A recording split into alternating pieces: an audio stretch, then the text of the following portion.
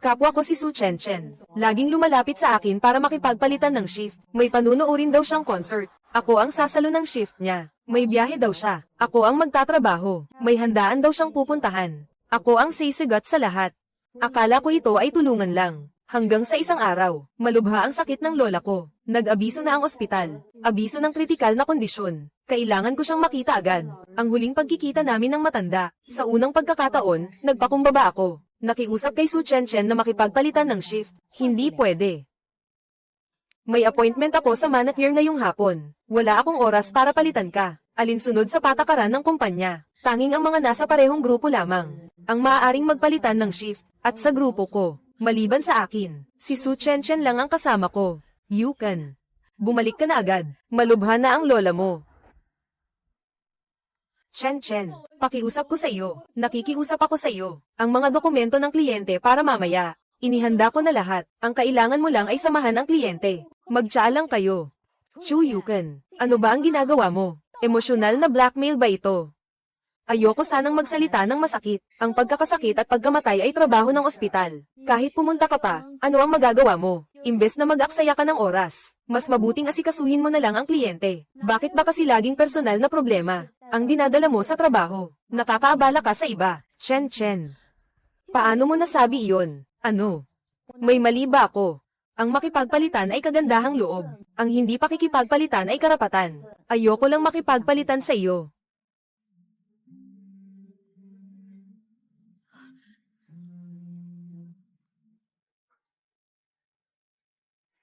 Yukan. Pinag-isipan mo na ba talaga? Ang investor na iyon mamayang hapon. Ikaw ang may hawak niyan. Kapag dumating ang kliyente at walang samalubong, mawawala ang deal. Mananagot ka sa kumpanya. Kailangan mong bayaran ang buong danyos. Ilan daang libo iyon. Kaya mo bang bayaran iyon?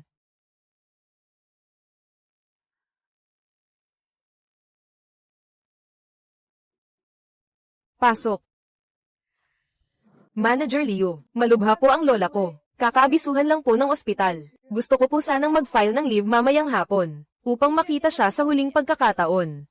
Mag-leave. Dapat sundin ang proseso ng kumpanya. Kailangang mag-file ng kahilingan 3 araw bago. Ang biglaang abiso ay hindi tinatanggap. Biglaan po kasi. Wala na po talaga akong panahon para mag-file ng maaga. Manager Leo, inihanda ko na po ang lahat ng dokumento para sa pagtanggap sa investor. Handa na po lahat. Kailangan ko lang po ng papalit sa akin para mag-endorso. Ngayon po.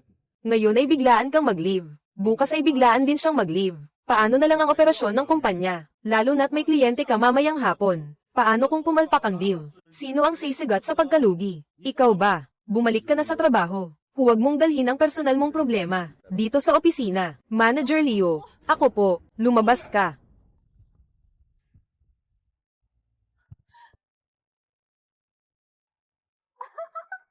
Nagpapanggap lang talaga si Chu Yukan. Ginagamit na dahilan ang lola niya, para lang umabsent sa trabaho. Hindi ko siya pagbibigyan, para lang makapag-slack off.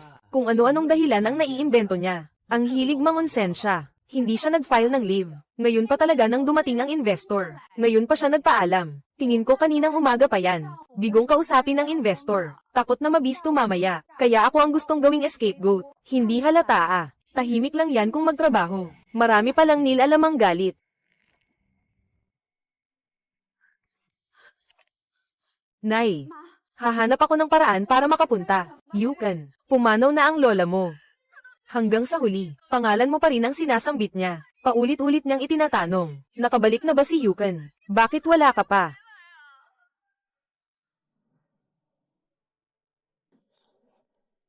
Noong araw ng libing ni Lola, malakas ang buhos ng ulan. Lumuhad ako sa harap ng puntod. Ang sirang cellphone na iyon, ibinaon ko sa lupa, kasabay ng paglilibing, ng dating palaging sunod-sunurang Cho Yukan. Simula ngayon, kung sino man ang maglagay ng files sa desk ko, direkta ko itong itatapon sa basurahan. Magandang umaga sa inyong lahat. Napakaganda ng panahon ngayon. May dala akong mga panghimagas para sa inyo. Wow, Ate Chen, napakabait mo naman. Nanlilibre ka na naman ngayon. Araw-araw ka na lang nanlilibre. Nakakahiya na sa amin. Ay naku. Magkakatrabaho naman tayo. Wala ito sa kalingkingan. Sige, kumuha na kayo. Xiaozang, ito ang taro milk tea mo. Kaunting yelo. 30% sugar. Wow, napaka-considerate mo naman. Salamat, Ate Chen. Ate Lee, ito ang cheese green tea. Sobrang sarap nito. Subukan mo. Dinagdagan ko ng pearls para sa iyo. Ay, alam talaga ni Chen Chen kung paano mag-alaga. Hindi tulad ng iba dyan, na laging nakabusangot, na parang may utang sa kanila. Ang yayabang kong umasta. Ay, Yukan, pasensya na, hindi ko sinasadyang makalimutan ka. Nakalimutan kong bumili para sa iyo. Pasensya na talaga. Sa susunod, ililibre kita. Yukan. Galit ka pa rin ba sa akin? Dahil hindi ako pumayag makipagpalit ng shift, alam kong may sama ka ng loob sa akin. Pero alam mo naman noong araw na iyon, talagang nakapag-book ka ng manicure. Hindi mo pwedeng sarili mo lang ang intindihin mo, na wala kang pakialam sa ibang tao. Chu Yukan, Chen Chen, ano ba talaga ang ginawa niya sa iyo? Pagbalik mo pa lang, nakasimangot ka na agad. Para kanino ba iyan? Kahit na pumanaw na ang lola mo, hindi mo dapat ibunton ang galit mo sa mga katrabaho mo. Tama na nga, nakapag-sorry na nga sa iyo si Chen Chen. Ano pa bang gusto mo? Tama na, mga kaibigan. Kasalanan ko ang lahat. Tapos ka na bang magdrama? Dahil binanggit mo ang pagpapalit ng shift, magtuos na tayo ngayon. Noong Marso, 5 beses mo akong pinakiusapang makipagpalit ng shift. Ang mga dahilan, noong 5 ng Marso, may lakad ka kasama ang kaibigan mo. Noong 12 ng Marso, magta-travel ka sa ibang lugar. Noong 18 ng Marso, kailangan mong alagaan ang biyenan mo. Noong 22 ng Marso, masama ang pakiramdam mo. Sa mga araw na walang pasok, hindi ka nakikipagpalit. At noong 29 ng Marso, kaarawan ng pamangkin mo. Noong Abril, 3 beses kang nagpalit ng shift sa akin. At lahat iyon ay bago ang pag-out ko. Biglaan mo akong inabisuhan. Sinabi kong pagod ako at ayaw kong makipagpalit. Pagkatapos, nagparinig ka sa group chat ng departamento. Sabi mo, wala akong pakialam. Malamig ang pakikitungo, at walang teamwork. Ako. May emergency kasi ako noon. Noong Mayo, pumayag akong makipagpalit ng shift sa iyo. Ang kondisyon ay sa ika-10. Ikaw ang papalit sa shift ko. Ngunit noong ika-10, nagbago ang isip mo at hindi ka sumipot. Dahil doon, nabawasan ang attendance bonus ko. At pagkatapos noon, ni isang salitang pasensya na, ay hindi mo man lang sinabi sa akin. Su Chen Chen. Ang mga chat logs, attendance records, at ang naka-schedule na shift table. Naisave ko lahat ng malinaw. Kailangan mo bang ipakita ko ang mga ebidensyang ito sa malaking screen, para sa lahat ng tao sa kumpanya, ay matulungan kang maalala ang lahat. Ikaw. Hanggang kailan mo ba kayang balikan ang mga lumang issue na iyan? Hindi ako nagbabalik ng lumang issue. Nilinaw ko lang ang mga bagay-bagay, at itinago ko sa isipan ko. Ikaw. Ate, manood tayo ng sine mamayang hapon. Nakakuha ko ng 2 ticket sa premiere. Mali pala ang naaalala ko. Sa iyo na lang ang milk tea ko bilang peace offering. Okay na ba tayo? Sige na, please. Pwede bang makipagpalit ka ng shift sa akin mamayang hapon? May biglaan lang akong kailangang asikasuhin. Hindi ako makikipagpalit. Sige na, sige na. Babayaran din naman kita. Tapusin mo na lang ang mga proposals na iyon. At iwan mo sa desk ko. Napakadali lang noon. Sabi ko, hindi pwede. Chu Yukan, huwag kang masyadong samobra. Magkatrabaho tayo. Kailangan ba talagang umabot sa ganito? Hindi ba ito masyadong walang pakikisama? Isang milk tea lang naman. Kailangan ba talagang magtanim ng galit hanggang ngayon? Nakakatakot pala ang ganitong klase ng tao. Iwasan na lang natin siya mula ngayon. Naibigay ko na sa iyo ang milk tea. Pinagsisisihan mo pa ba iyon? Pagbalik ko mamayang gabi, dadalhan kita ng isa. Ganoon na lang. Napag-usapan na. Ate Chen Chen, huwag ka nang magalit. Sinasadya niyang ipahiya ka. Mamayang gabi, kumain tayo ng masarap. Huwag mo siyang patulan. Ano ang gusto ninyong kainin mamayang gabi? Pagkatapos kong manood ng sine, ako ang manlilibre. Kasama na rin ang mga mag-o-overtime. Ate Chen Chen, iyong maliit na lobster sa Chengnan. Gusto ko ng Japanese food. Walang problema. Lahat ay aayusin.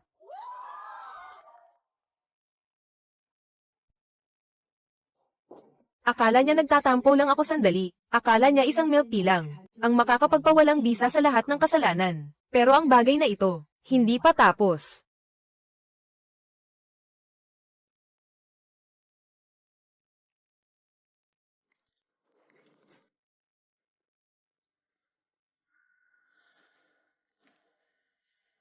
Nasaan si Su Chen Chen? Magandang araw po. Mayroon po ba kayong appointment? Wala po akong appointment, pero sinabi mismo ni Su Chen Chen na, tuwing araw ng trabaho, may sisigat at makikipag-ugnayan. Nasaan na siya ngayon? Yukan. Kaninang umaga, si Chen Chen. Hindi ba nagkasundo kayong magpalit ng shift? Halika na at ikaw muna ang sisigot. Oo nga. Bakit nakatunganga ka pa dyan? Hindi ako nakipagpalit ng shift sa kanya. Kaninang umaga, malinaw kong tinanggihan ang kahilingan niyang magpalit ng shift. Kayo. Bingi ba kayo? Ang numerong inyong tinatawagan ay pansamantalang hindi maabot. Su Chen Chen. Naglakas loob kang hindi sagutin ang tawag ko. Ginagawa mong biro ang pakikipag-ugnayan sa kliyente. Ginagawa mong walang saysay ang mga pangako sa trabaho. Ganito ba ang profesionalismo ng mga empleyado ng kumpanyang ito? Direktor Zhang, huwag po kayong magalit. Makikipag-ugnayan po kami ngayon din. Su Chen Chen, papuntahin siya rito kagad. Hindi na kailangan. Ang pinakaayaw ko ay ang mga katuwang na hindi mapagkakatiwalaan. Sa simula pa lang, palyado na ang koordinasyon. Sa kritikal na sandali, biglang nawawala ang taong may pananagutan. Itong pakikipagtulungang ito, sa tingin ko ay hindi na kailangang ipagpatuloy pa.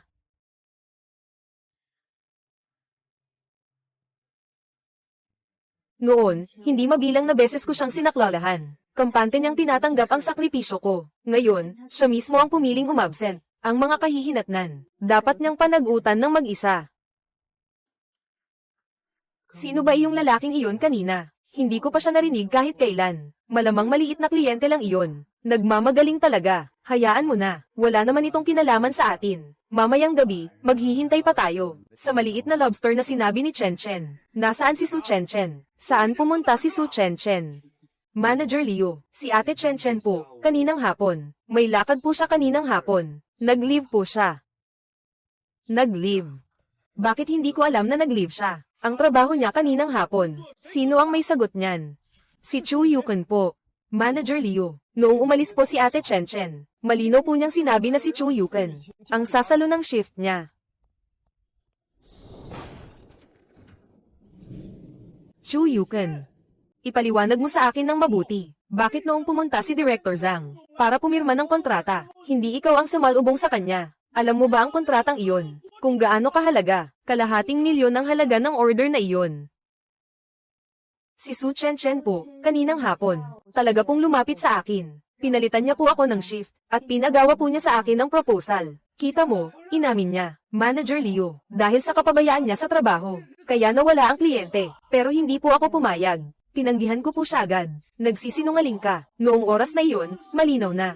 Nagsisinungaling ako, Xiao Zhang. Noong lumapit si Su Chen Chen, para makipagpalit ng shift sa akin. Nandyan ka lang sa tabi at nakatingin. Tatanungin kita, aling tainga mo ang nakarinig sa akin na nagsabi ng, sige. O pumapayag ako, na mga salitang iyon. Ako, at kayong lahat. Naaalala ko na naroon ang lahat noon. May nakarinig ba sa akin na pumayag? Ang totoo niyan, inakala lang ni Ate Chen Chen na pumayag ka, kaya siya umalis. Inakala niya, nanay ba niya ako, na kailangan ko siyang pagbigyan sa lahat ng bagay. 2 beses ko siyang tinanggihan ng malinaw. Wala akong obligasyon na gawin ang trabaho niya. Lalong wala akong obligasyon na pagtakpan ng pag-alis niya ng walang palem, para sa order. Ikaw, tumahimik kayong lahat. Ha? Manager Liu, bakit po kayo nandito? May problema po ba? Su Chen Chen, kaninang hapon, oras ng trabaho. Saan ka pumunta? Manager Liu, nag-leave po ako. Nagpalit po kami ng shift ni Chu Yukan. Malinaw po ang usapan namin. Hindi ako pumayag na makipagpalit ng shift sa iyo. Chu Yukan, paano mo naman nagawa sa akin ito? Malinaw kong sinabi sa iyo, may emergency ako at kailangan mong sumalo sa akin sandali. Narinig ng buong opisina iyon. Kung ayaw mong maniwala, tanungin mo sila.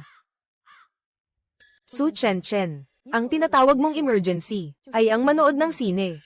Ako, hindi naman. Sayang naman, may kaibigan din ako na nasa mall na yun kaninang hapon. Nasaktuhan kanyang kunan ng video kasama ang kaibigan mo. May dalang popcorn papasok ng sinihan. Su Chen Chen. Ito ba yung importante mong lakad na kaya mong ipahamak ang kumpanya? Pati yung 500,000 na deal ay kaya mong isantabi. Su Chen Chen, ano pa bang masasabi mo? Manager Liu, ako po, nagkamali po ako. Nataranta lang po ako. Nataranta lang po talaga. Hindi ka lang umalis sa pwesto mo. Hindi mo pa sinasagot ang tawag. Inisip tuloy ni Director Zhang na ang kumpanya natin ay walang kredibilidad. Diretso niyang ibinigay ang kontrata ng renewal sa ating katunggali. 500,000. Dahil sa pagpapabeya mo sa trabaho, nalugi ang kumpanya ng 500,000. Manager Leo, nakikiusap po ako. Bigyan niyo pa po ako ng isa pang pagkakataon. Hindi ko naman po sinasadya. Magsusulat ako ng 5,000 salitang reflection letter. Kukunin niyo na po lahat ng bonus ko ngayong buwan. Isa pa, bigyan mo ako ng demerit. Kapag naulit pa ito, mag-impake ka na at lumayas dito. At kayong lahat, ang departamento ninyo ay napakaluwag ng pamamahala. Ang pagliban ng walang palem ay hindi nire-report. Ang attendance bonus ng lahat ngayong buwan. Kanselado lahat. Sa susunod na mayroon pang magpalit ng shift ng walang palem. Diretsong sisantehin. Bakit pati kami nadadamay sa kaltas? Wala naman kaming kinalaman dito. Kailangan ko pa yung pera pambayad ng housing loan. Bakit kami sasalo ng kasalanan niya? Tama. Para lang manood ng sine, iniwan niya yung kliyente. Nadamay tuloy ang buong departamento. Lahat tayo napahamak dahil sa kanya.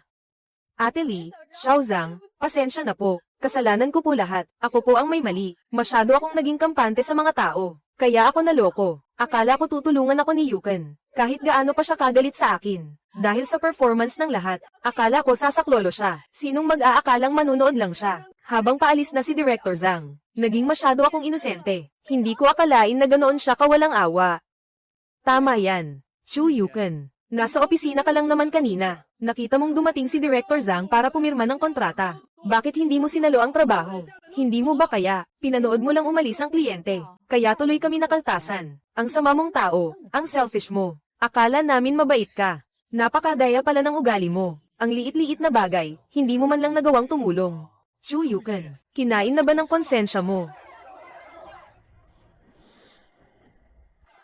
Tingnan mo, ito yung mga taong minsan kong itinuring na parang pamilya sa trabaho. Pero pagdating sa interes, hindi nila kailangan ng katotohanan. Kailangan lang nila ng isang taong mapagbabalingan ng kanilang galit, isang kambing na sisisihin nila. At hindi ko na kailangang magpaliwanag pa, dahil ang gawin yon ay sayang lang sa oras. Ang emosyon at oras ko. Kung tutuusin, sa paningin ko, hindi nila ako inilalayo, kundi ako ang lumalayo sa kanila.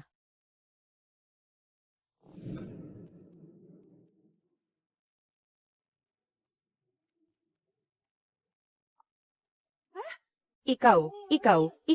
Bigla na lang pala siyang umalis ng ganun. Pasok. Manager Leo. Tapos na po ang pagsusuri. Tapos na po ang 5,000 salita. Wala pong kulang kahit isang salita. Alam ko pong nagkamali ako. Huwag na po kayong magalit sa akin. Su Chen. Hindi kindergarten ang kumpanya. Hindi mo pwedeng iwanan ng kliyente. Nang basta-basta mo lang gusto. Alam ko. Kahapon, naging pabaya ako. Akala ko po ay tutulungan ako ni Yuken. Kaya ako umalis. Pero hindi ko dapat inasa sa iba. Ang pag-asa ko, kasalanan ko po, lahat ng ito ay kasalanan ko. Sige na, huwag ka nang umiyak.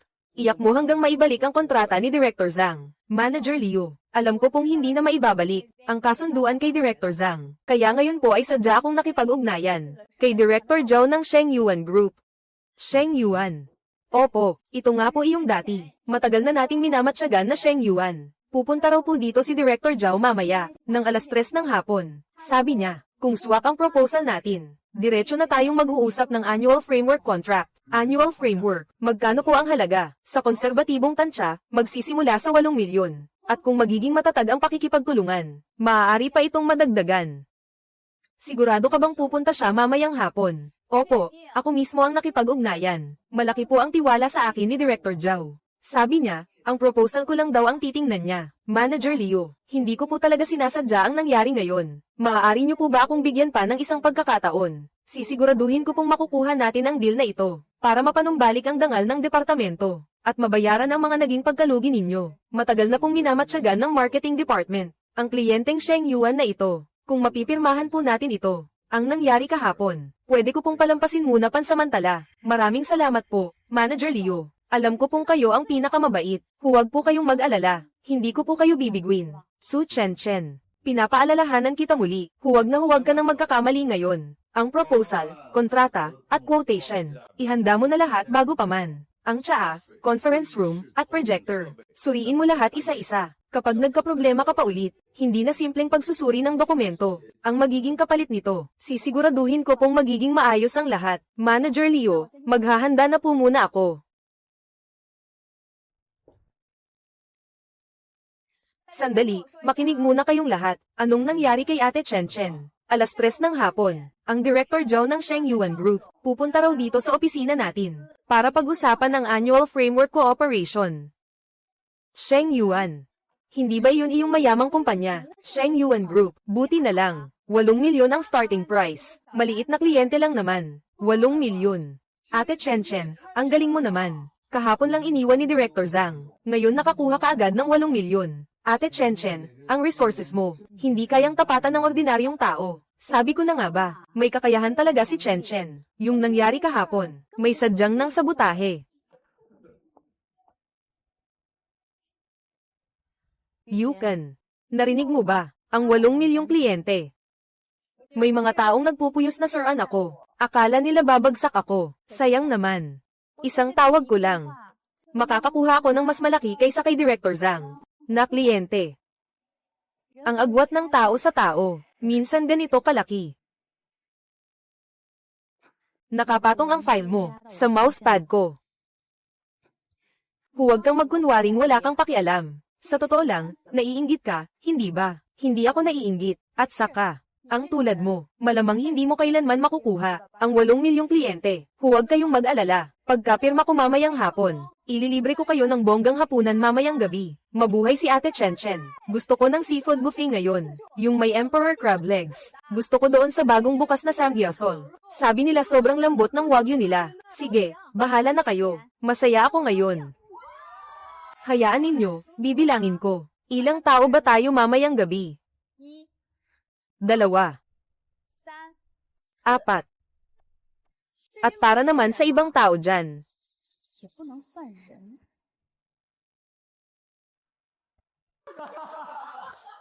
Ate Chen Chen, sobra ka naman manlay. Ay, huwag mong sabihin yan. Baka may makarinig, at magtanim ng galit. Hayaan mo, hindi naman ako umaasa sa kanya. Chu Yukan.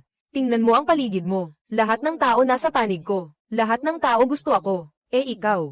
Iniiwasan ng buong kumpanya. Binaliwala ng lahat. Nasasaktan ka at nagmumukmok. Hindi ba? Masyadong matapang ang pabango mo. Lumayo ka sa akin. HMPH. Puro ka na lang salita. Wala akong panahong makipagtalo sa iyo. Ang 8 milyong kliyente mamayang hapon. Nakumpirma na kliyente ko na. Kapag napirmahan na ang kontrata, tiyak na ipo-promote ako ni Manager Leo. Mula ngayon, lahat ng resources ng departamento, lahat ng proyekto akin na. Ikaw sa buong buhay mo, susunod ka na lang sa akin. Pinupulot ang mga tira-tira, habang buhay kitang aapakan.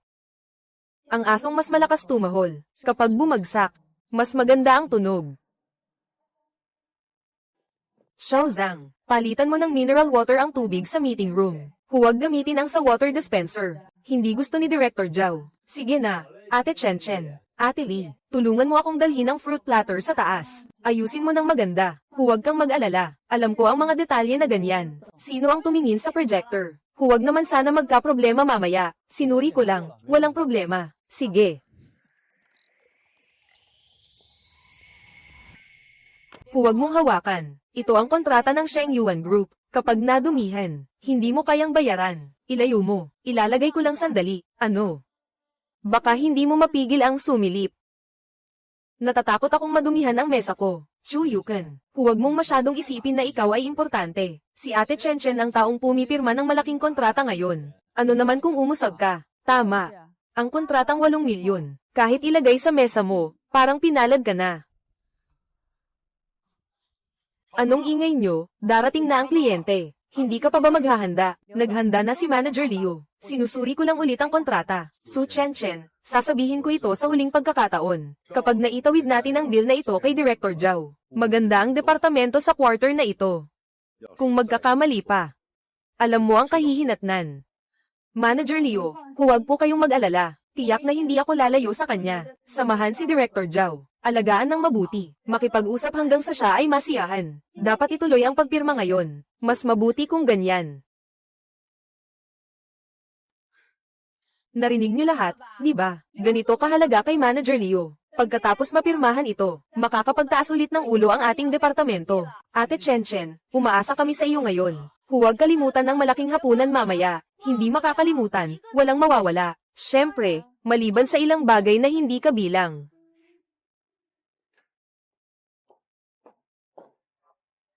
Chu Yukan. Titingnan ko kung hanggang kailan ka magtitiis.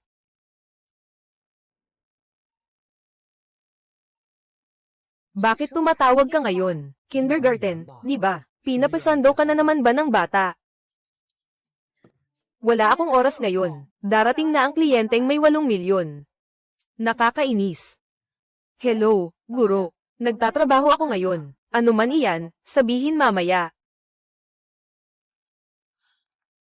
Anong sinabi mo? Aksidente. Paano nagkaroon ng aksidente? Hindi ba't nasa kindergarten ang anak ko? Ginang.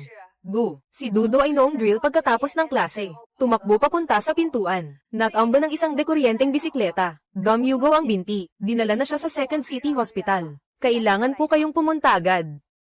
Malubha ba ang pagdurugo ng binti? Gising ba siya ngayon? Guro, ay pausap mo siya sa telepono. Ay pausap mo si Dudo. Nasa ambulansya ang bata ngayon. Hindi siya pinapagalaw ng doktor. Huwag muna po kayong magtanong. Pumunta na po kayo sa ospital para pumirma. Yukan, pakiusap. Na-aksidente ang anak ko. Nasa ambulansya siya ngayon. Kailangan kong pumunta sa ospital ngayon. Sige, pumunta ka na. Hindi naman kita pinipigilan. Pero alas 3 pa darating si Director Zhao. Para pirmahan ang 8 milyong kontrata. Hindi ako pwedeng umalis. Kapag napirmahan na ang kontratang ito, makakakuha ako ng ilang daang libong komisyon. Makakabili na ako ng 2 bag. Hindi ba pera lang naman ang gusto mo? Pag nakuha ko ang komisyon, bibigyan kita ng 5 hanggang 1,000. Kulang ba? Sige, 2,000 na lang.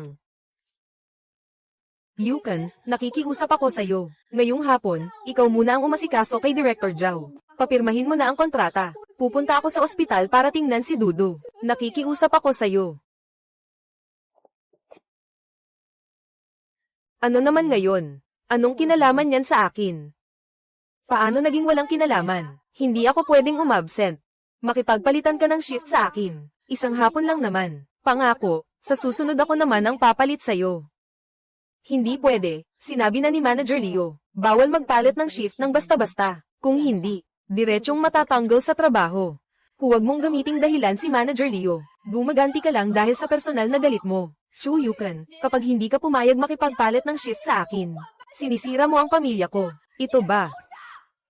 Bahala ka kung ano ang isipin mo. Hindi talaga ako makikipagpalit. Chu Yukan, ikaw na nga ang mabait. Ikaw itong napakasama ng ugali.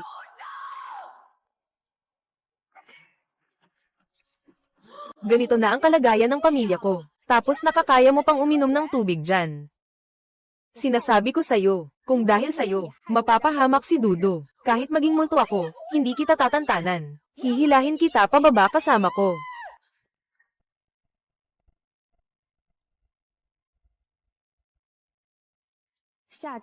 Ganyan pala ang ugali mo kapag may hinihingi kang pabor. Su Chen, magpigil ka muna.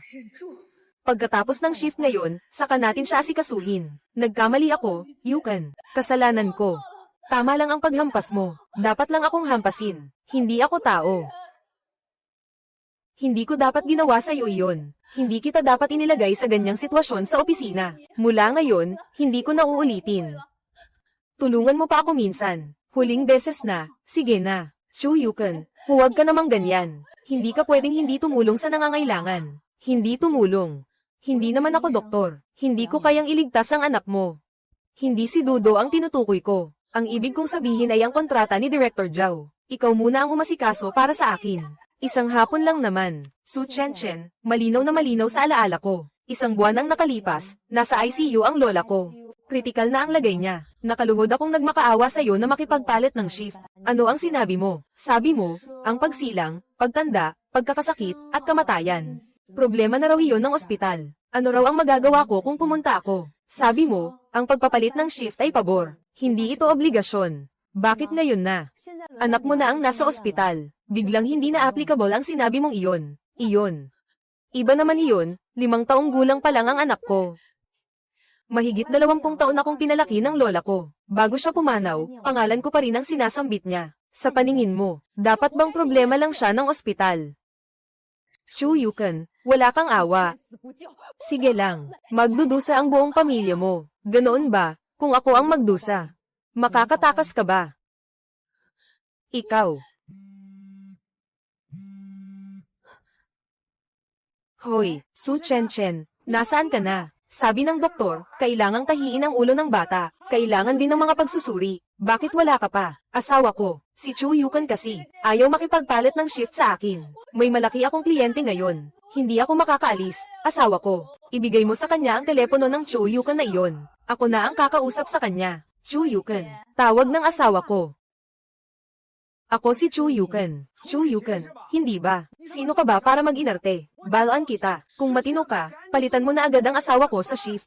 Kapag naantala ang operasyon ng anak ko, papatayin kita. Maniwala ka. Sige, maghihintay ako. Kung may lakas ka ng loob na pumunta rito, tatawag agad ako ng pulis. Buti na lang naka-record ito. Kapag may nangyari sa akin, ikaw agad ang unang suspect. Ikaw. Chu Yukan, ikaw, isang trabaho lang. Mas mahalaga ba iyon kaysa sa buhay ng anak mo? Mas mahalaga pa ba? Pwede ka namang umalis ng maaga. Pero ang kliyente mo mamayang hapon, parang 8 milyon ang halaga. Kapag pumalpak, kailangan mo ring bayaran.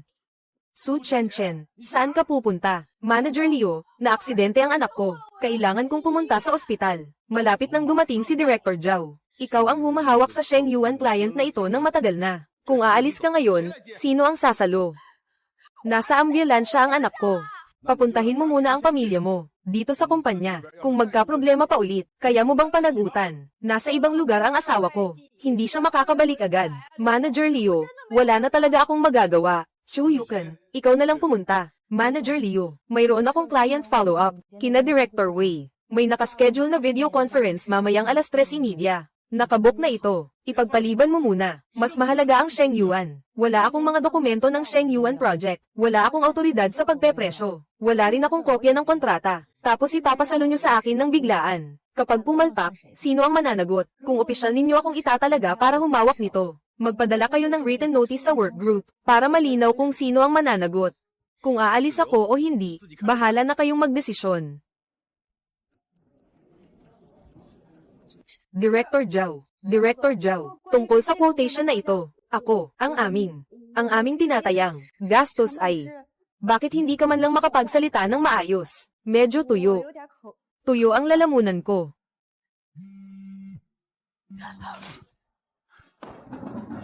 Anong ginagawa mo? Pasensya na po, Director Zhao. Pasensya na po, hindi ko po sinasadya. Tama na. Ito ba ang profesional na kakayahan ng inyong kumpanya? Hindi man lang maipaliwanag ng maayos ang pinakapangunahing plano. Hindi man lang makapagdala ng baso ng tubig ng matatag. Tingin ko sa balangkas na kontratang ito, ay walang saysay na ipagpatuloy ang pag-uusap. Manager Zhao, makinig po kayo sa aking paliwanag. Manager Zhao.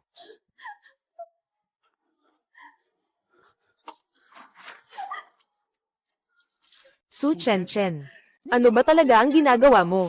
Ang 8 milyon na kontrata, dahil lang sa wala ka sa sarili, ay tuluyang nasira.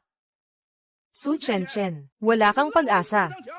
Yung mga dating kontratang 100,000 ay nasira mo. Isinasaalang-alang ko na matagal ka ng empleyado. Binigyan kita ng pagkakataong makabawi. Ang taunang balangkas na kontrata ng Sheng Yuan na nagkakahalaga ng 8 milyon. Ang pinaghirapan ng buong departamento ng marketing sa loob ng 6 na buwan. Paulit-ulit kong sinabi sa iyo, na huwag magkamali. Ito ba ang iyong pagbabalik sa kumpanya? Manager Leo, hindi ko po sinasadya. Wala po talaga akong magawa. Na-aksidente po ang anak ko. Siya po ay tinatahi sa ospital. Nababalisa po ako. Hindi po talaga ako makapag-concentrate. Sino ba ang walang emergency sa pamilya? Ang trabaho ay hindi lugar kung saan gusto mo. Nalikod bahay. Ang sabi mo lang ay nababalisa. Ay sapat na para mabura ang lahat ng pagkatalo.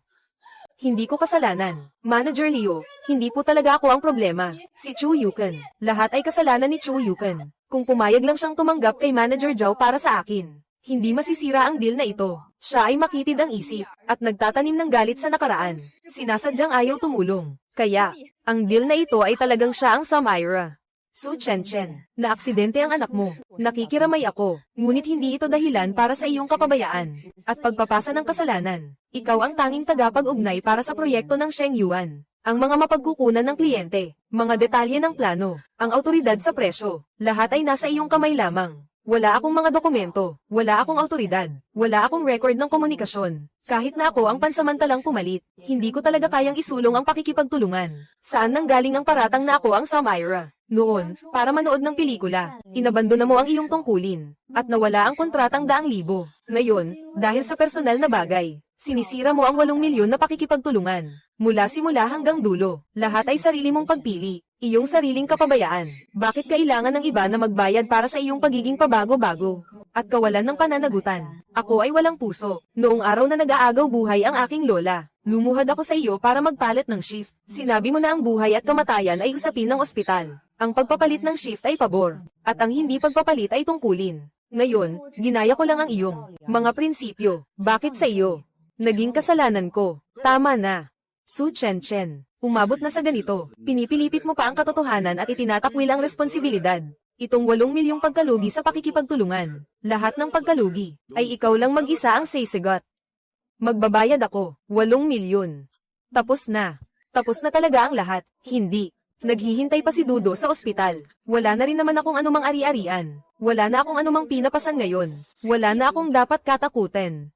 Chu Yukan, lahat ng kahihiyan ngayong araw, lahat ng pagkalugi, lahat ng ito ay dahil pinilit mo ako. Maghintay ka lang. Pupunta muna ako sa ospital para tingnan ang anak ko. Pagbalik ko, sisiguraduhin kong pagbabayaran mo ito ng 100, 1,000 ulit. Hinding-hindi kita palalampasin.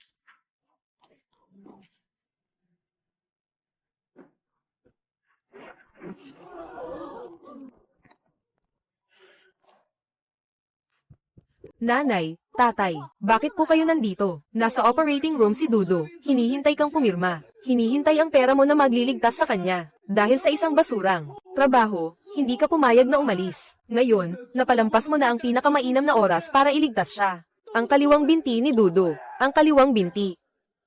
Ikaw na napakasamang babae, sinira mo ang buong buhay ng apo ko. Diborsyo. Dapat talaga tayong magdiborsyo. Pupunta tayo sa civil registry bukas. Ikaw, umalis ka sa pamamahay namin nang walang dala. Mahal. Ayoko pong makipagdiborsyo. Hindi ko po talaga sinasadya. Si Chu Yukan, siya itong ayaw makipagpalitan ng shift sa akin. Ikaw. Ikaw itong Samira sa anak ko. Wawasakin ko ang mukha mo ngayon. Ikaw na. Sa anak ko. Wasak. Hahampasin ko sa ulo. Pag hinampas kita ng upuang ito, mabubulok ka sa kulungan habang buhay. Ganyan na ang lagay ng anak mo. Ngayon, gusto mo bang pati ama ay mawala pa sa kanya, at tuluyan na siyang maging isang basurang walang nag-aalaga?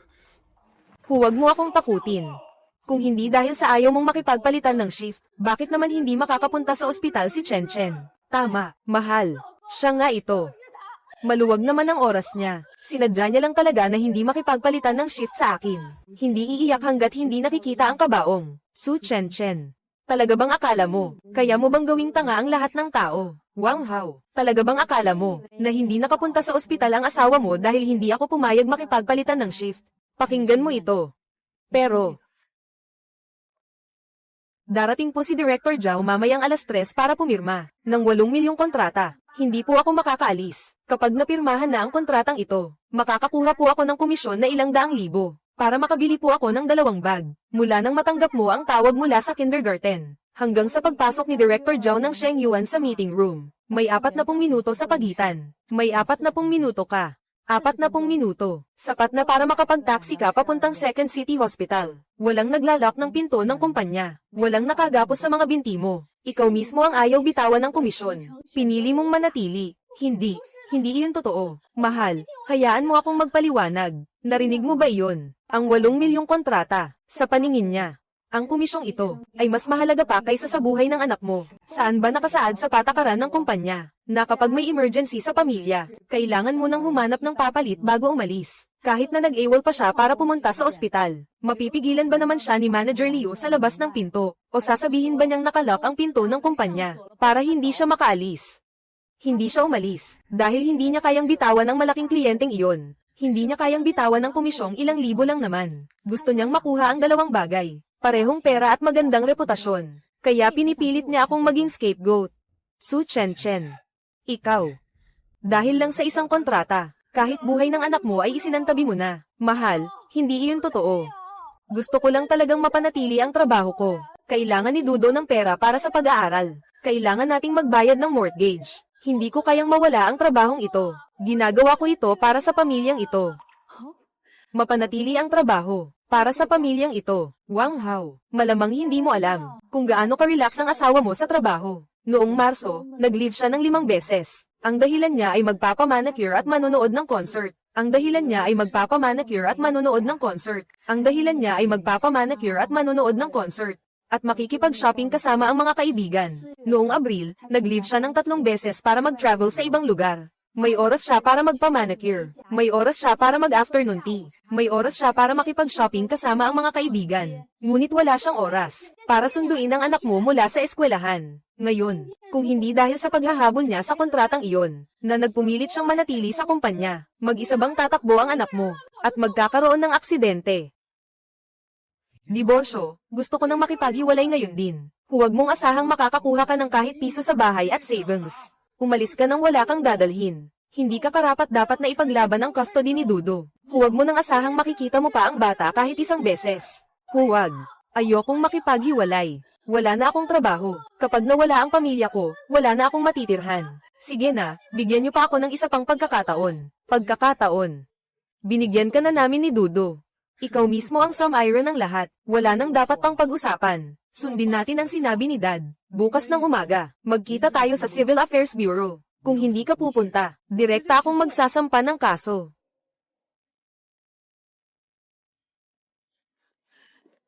Malas kang babae. Chu Yukan, kung bakit ako nagkaganito ngayon, lahat ng ito ay dahil sa iyo. Hinding-hindi kita palalampasin.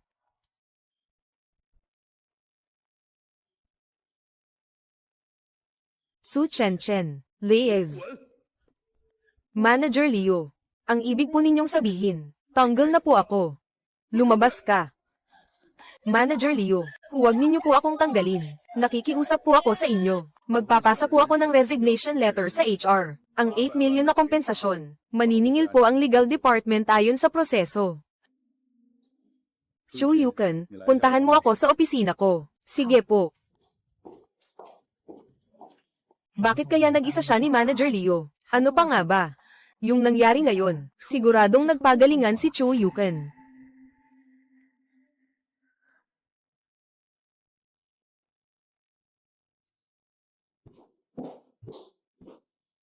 Maupo ka. Tungkol sa nangyari ngayon, masyado akong naging padalos-dalos sa pagdesisyon. Pero ang tulad ni Su Chen, hindi pwedeng manatili. Maganda ang naging follow-up mo sa mga kliyente dati. Mahusay ang pagkakagawa. Si Director Wei, 2 araw pa lang ang nakalilipas, binabanggit ka niya sa akin. Sa Sheng Yuan Group, kahit na nagbitaw ng masasakit na salita si Director Zhao, hindi pa naman tuluyang naisasara ang pakikipagtulungan. Ikaw na ang bahala. Manager Leo, kliyente ni Su Chen ang Sheng Yuan. 6 na buwan na niyang hawak, mga dokumento at quotation. Patuloy na komunikasyon. Wala po ako niyan. Ako po ang papalit sa alanganin. Kapag hindi po ito natuloy, ililipat ko po sa inyo ang lahat ng access. May 15% pong leeway sa quotation. Kayo na po ang magdedesisyon. Ang 15% na leeway. Pribilehiyo lang iyan ng mga nasa supervisory level. Manager Leo, itong pribilehiyong ito, ayon sa proseso ng kumpanya, kailangan po ng approval mula sa headquarters. Tungkol po sa proseso, ako na po ang bahala. Ang mahalaga, makuha mo lang ang deal. Ito ang lahat ng dokumento ni Su Chen. Ang listahan ng paglilipat ng responsibilidad. Bukas ng umaga, lahat ay ililipat sa pangalan mo. Sige po.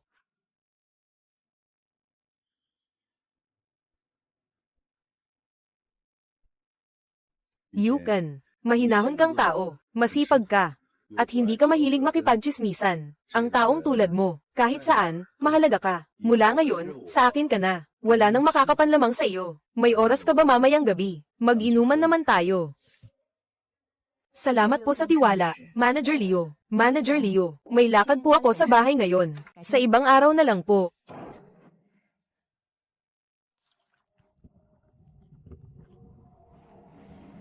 Pinalayas ako. Si Wang Hao na iyon. Talagang pinalayas ako nang walang dalang kahit ano. Naputulan ng binti si Dudu. Nauwi sa wala ang 8 million na deal. Pinagbabayad pa ako ng kumpanya para sa pagkalugi. Tapos na ang lahat para sa akin. Hindi. Hindi pwedeng dito na lang matatapos ang lahat.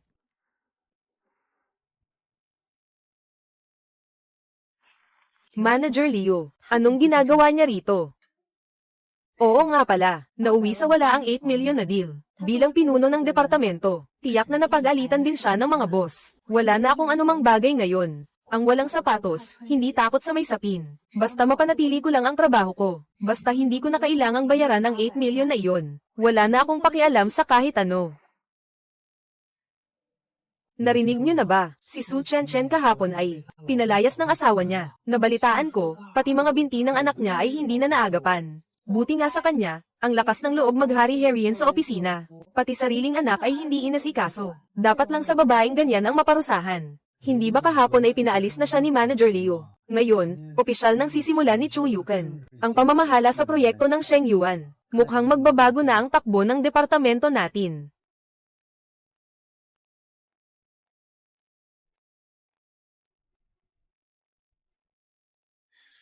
Ate Chen, bakit ka nandito? Bakit hindi ako pupunta? Matagal na akong empleyado ng kumpanyang ito. Kahapon, nagbibitaw lang ng masasakit na salita si Manager Leo. Hindi naman talaga niya kayang tanggalin ako.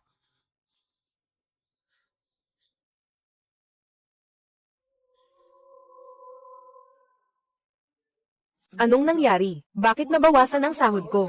Eksaktong 500 ang nawala. Kulang din ng 500 ang sahod ko. Anong nangyari sa accounting? Pati pagpapasahod nagkakamali. Ano ba talaga ang nangyayari dito? May problema ba sa pondo ang kumpanya? At sa amin ibinabawas ang pera. Isang buwan akong naghirap sa trabaho. Umaasa lang ako sa sahod na ito pambayad ng bahay. Bakit basta nalang binawasan ng 500 nang walang dahilan? Kailangan kong pumunta sa accounting para linawin ito. Oo, sabay-sabay tayong pumunta. Anong karapatan nilang bawasan ang sahod natin? Ano bang ibig sabihin ng kumpanya? Kailangang magpaliwanag ng accounting tungkol dito.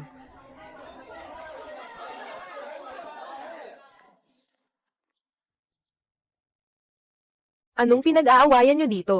Hindi pa naman tapos ang oras ng trabaho. Nagbabalak ba kayong mag-alsa? Kasi simula pa lang magpasahod ni Manager Leo. Lahat ng sahod namin ay kulang ng 500. Nagkamali ba ng kalkulasyon ang accounting? Hindi nagkamali ang accounting. Ako mismo ang nag-utos na bawasan ang mga sahod ninyo. Ha? Pumapasok kami sa tamang oras. Naabot naman namin ang mga kota. Bakit naman ninyo? Babawasan ng 500 ang sahod namin ng walang dahilan. Ahem. Tumahimik muna ang lahat. Alam naman ng lahat na may pinagdaraanan kamakailan ang pamilya ni Su Chen.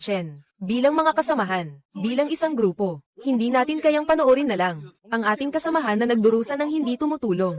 Tumigil ka, para tulungan si Chen, para ipakita ang malasakit ng kumpanya sa mga empleyado nito. Napagpasyahan ng pamunuan na, ngayong buwan, mula sa inyong departamento, bawat isa ay babawasan ng 500 sa sahod, bilang donasyon para kay Su Chen. Para matulungan siyang malampasan ang pagsubok na ito. Naniniwala akong kayong lahat ay walang pagtutol dito, hindi ba? Ano?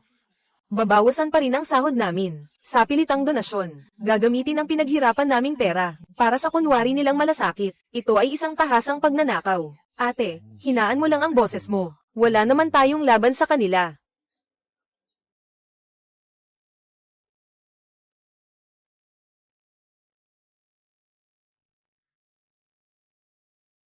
Lalo na ikaw, Chu Yukan. Noong araw na iyon, nasa opisina ka naman. Pwede ka naman sanang makipagpalitan ng shift kay Su Chen para maiwasan ang trahedyang ito. Ngunit naging malamig at walang puso ka, makasarili. Ayaw mong tumulong. Kulang ka sa kahit na kaunting pagkahabag at espiritu ng pagtutulungan. Isa kang kahihiyan sa ating departamento. Kaya nagpa siya ang kumpanya na dagdagan pa. Nabawasan ang iyong sahod. 10,000 para turuan ka ng leksyon. Chu Yukan, hindi ba matigas ang ulo mo? Ipapamukha ko sa iyo ang halaga ng paglaban sa akin.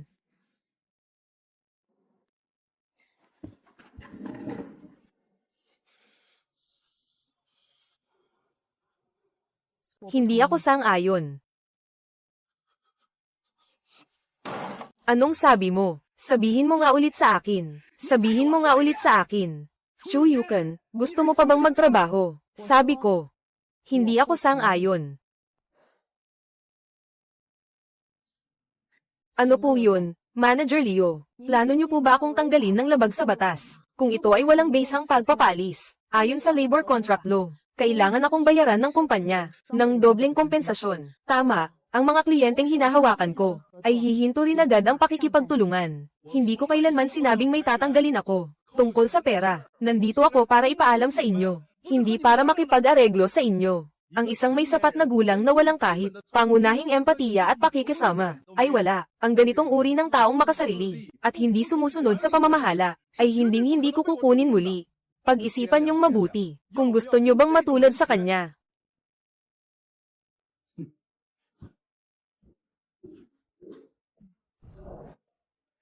Ang babait naman ng ilang tao. Gustong maging bayani, pero isinasama pa kami sa kapahamakan. Masakit man sa bulsa ang 500, pero pambayad naman sa kapahamakan. Ngayon ayos na. Tuluyan nang naasal si Manager Leo. Mula ngayon sa departamento natin, baka maipit ang performance natin. Kaya nga, Chu Yukan, tumahimik ka na nga. Kinakalaban mo si Manager Leo. Kami rin naman ang mapapahamak. Tama. Sa simula't simula, ikaw naman ang may kasalanan. Ngayon nagmamalinis ka pa, nakakadiri ka, sa harap ng malakas na kapangyarihan. Pinipili nilang lumuhod, sa harap ng kapwa nila. Pinipili nilang manakit. Ito ba ang batas ng kaligtasan sa trabaho? Nakakatawa talaga. Ngunit ang proyektong hawak ko, ay nasa proseso pa rin. Malaki ang maaaring maging komisyon at kita. Sa oras na ito, anuman ang mangyari, hindi ako aalis.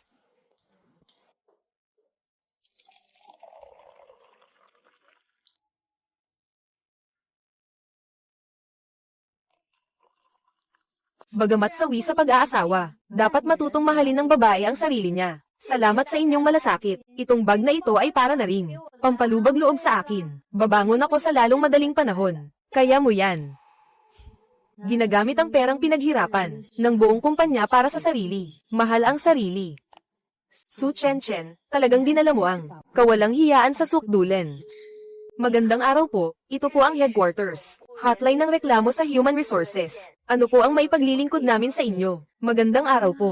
Ako po si Chu Yukan, empleyado mula sa ikalawang departamento ng marketing. Gusto ko pong makausap si Director Wei. Paumanhin po, ngunit ang mga empleyado ng sangay ay walang direktang access kay Director Wei. Maaari ko po bang itala ang inyong mensahe? Hinahanap ako. Opo, isang empleyado mula sa sangay na nagngangalang Chu Yukan. Chu Yukan. Parang pamilyar sa akin ang pangalang yan. Ang kliyenteng isinumite ng branch noon. Ang ginawang report ay napaka-profesional. Malinaw ang pag-iisip, tumpak ang kontrol sa sitwasyon. Isang bihirang mahanap na talento mula sa hanay ng mga empleyado. Yukan, may problema ba? Director Wei, tumatawag po ako upang formal. Naireklamo ang branch manager na si Manager Leo. Dahil sa walang basehang pagbabawas sa sahod ng mga empleyado. At sa pilitang paghingi ng donasyon. Sige, mayroon ka bang mga ebidensya? Mayroon po, ebidensya. Naipadala ko na po sa email ng headquarters. Sige, sa loob ng 3 araw na pasok, magpapadala kami ng investigation team para sa on-site na pagsisiyasat. Aba, hindi ba ito ang ating departamento, na tagapagtanggol ng katarungan?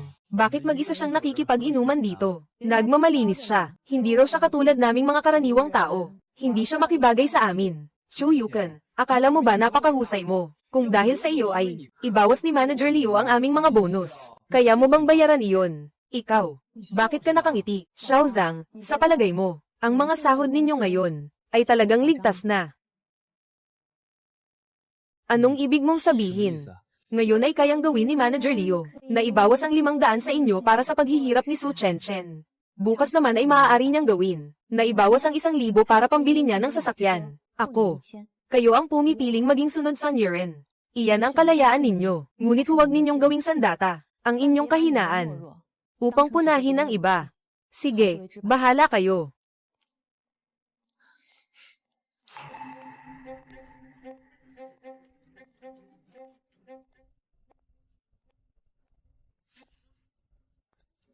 Atin iyan yan.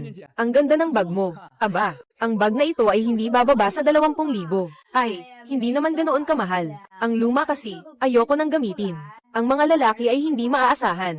Mas maaasahan pa rin ang mga bag. Kaya bumili na lang ako sa butik. Salamat sa suporta ni Manager Leo at ng lahat. Nadama ko ang init ng pagkakaisa natin. May mga taong walang puso na naiinggit lang sa ating kasiyahan. At nakatitig lang sa atin. Yukan, maganda ba? Sayang naman, may mga taong habang buhay, ay hindi kayang bumili ng ganyang kamahal. Su Chen, dala-dala mo ang pinagpagurang pera ng iba. Hindi ba bumibigat ang kamay mo? HMP, Kusang loob nilang ibinigay sa akin iyan. Kung kusang loob nila, wala akong pakialam. Pero kasama dyan ang 10,000 ko. HMP, ano naman ngayon? Kaya mo bang pigilan si Manager Leo na bawasan ang pera mo? Kung wala kang kakayahan, tumahimik ka na lang. Paano mo nalaman na wala akong kakayahan? Sino po si Chu Yukan? 哪位是楚雨琴？ Ako po. Sino po ang branch manager na si Manager Leo? 刘总， Ay, 2 bisita, 2 opisyal. Bakit hindi man lang kayo nagpaalam bago pumunta? Nang makapaghanda sana ako ng susando sa inyo. Hindi na kailangan. Kami po ay mula sa investigasyon ng headquarters.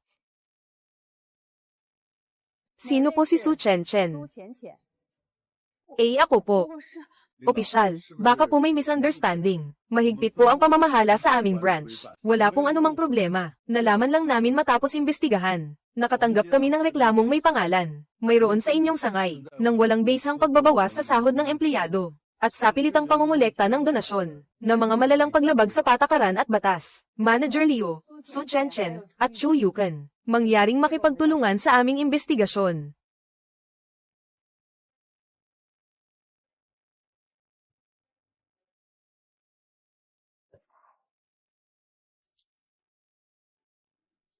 Manager Leo, ngayong buwan, walang basihan ninyong ibinawas sa sahod ng empleyadong si Chu Yukan. Ang halagang 10,000 yuan. At mula sa iba pang empleyado ng sangay, bawat isa ay binawasan ng tig-500. Totoo ba ito? 是否属实？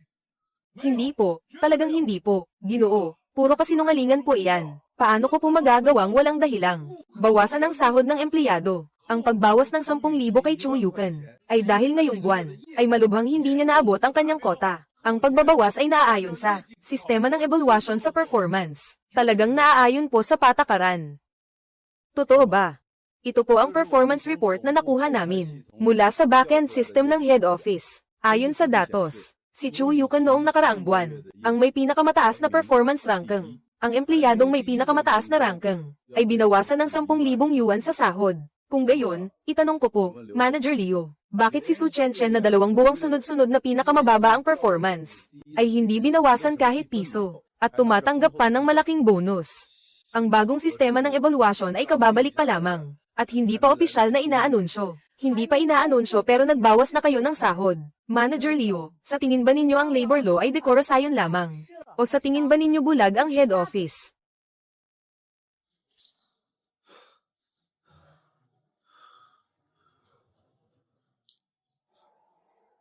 Ginoo, huwag po kayong makinig sa mga sinasabi niya. Gumaganti lang po siya dahil sa personal na sama ng loob. Sinasadya po niya kaming sirain kami ni Manager Leo. Wala naman po siyang anumang ebidensya.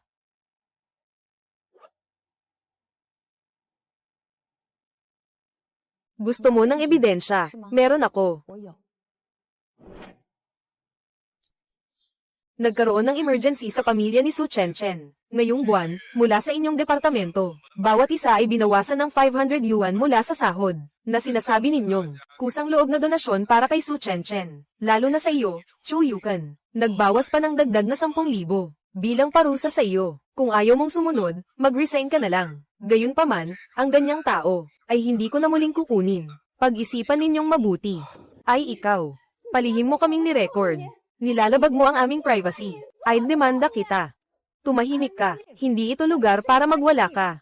Ang recording na ibinigay ng nagreklamo ay malinaw at kumpleto, at ito ay lehitimong ebidensya sa konteksto ng trabaho. Ganap na legal at may bisa. Ito po ang aking bank statement ng sahod ngayong buwan, at ang screenshot ng nakapina-anunsyo sa workgroup chat, na ipinadala ni Manager Leo. Ang halaga at ang dahilan ng pagbabawas, ay tugmang-tugma, matibay na ebidensya. Malinaw ang mga pangyayari, tunay ang mga ebidensya. Manager Leo, bilang pinuno ng sangay, malubhang nilabag ninyo ang labor law, at ang mga regulasyon sa pamamahala ng empleyado. Inabuso ninyo ang inyong posisyon. Ilegal na binawasan ang sahod ng empleyado. Su Chen-chen, bilang benepisyaryo ng hindi nararapat na pakinabang, kasama ng pinuno ng sangay, pang-aangkin ng ari-arian ng iba. Ngayon, kami, sa pangalan ng kumpanya, sa inyo, ay naghahatid ng opisyal na desisyon. Una, bibigyan kayo ng 24 na oras upang ibalik ng buo ang kinupit na sahod. Pangalawa, simula ngayon, tinanggal sa lahat ng tungkulin si Manager Leo. Suspendido habang iniimbestigahan ng punong tanggapan. Pangatlo, Su Chen. Dahil sa iyong masamang asal, at mababang pagganap sa trabaho, seryosong aaksyonan ito ng kumpanya. Ang partikular na parusa, ay iaanunsyo pagkatapos ng investigasyon. Ibalik ng buo sa loob ng 24 na oras. 60,000 yuan iyon Hindi pwede, wala akong pera. Wala na talaga akong pera. Nagastos ko na lahat ng perang iyon. Ngayon, ang laman ng card ko, wala man lang 100 yuan. Saan ako kukuha ng 60,000 yuan na ibabalik sa kanila? Yukan, nakikiusap ako sa'yo. Nakikiusap ako, palampasin mo na ako ngayon. Alam ko na talaga ang pagkakamali ko. Hindi ako tao. Hindi ko dapat ginawa ang paninira sa'yo sa opisina, na nagtulak sa lahat na iwasan ka. Ako ang gumawa ng lahat ng kasamaang iyon. Nainggit ako sa'yo. Ako ang dapat sisihin. Yukan, bumili ako ng bag. Wala na talaga akong pera, na pambayad sa 60,000 yuan na iyon. Bitawan mo ako. Yukan, hindi ba tayo matalik na magkaibigan noon? Noong bago ka pa lang sa kumpanya. Hindi ba't araw-araw kitang ginagabayan? Tulungan mo ako. Sabihin mo sa mga boss. Nabawiin na ang reklamo. Pwede ba? Nakikiusap ako sa'yo. Ang magkasakit at mamatay ay usapin na ng ospital. Kahit pumunta ka, anong magagawa mo? Ang magpalit ng shift ay pabor. Ang hindi magpalit ay tungkulin. Hindi ka pwedeng magpalit.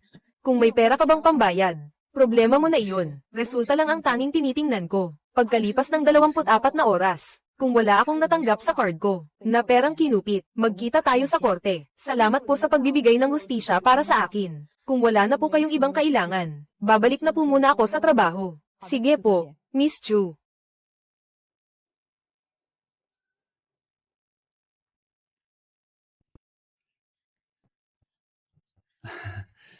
Iyon, Ate Yukan. May problema ba? Ate Yukan, narinig namin lahat kanina sa labas. Sa totoo lang, naaawa kami sa'yo. Kaya lang, wala kaming lakas ng loob na magsalita. Malaki talaga ang utang namin sa'yo ngayon. Salamat po, Ate Yukan.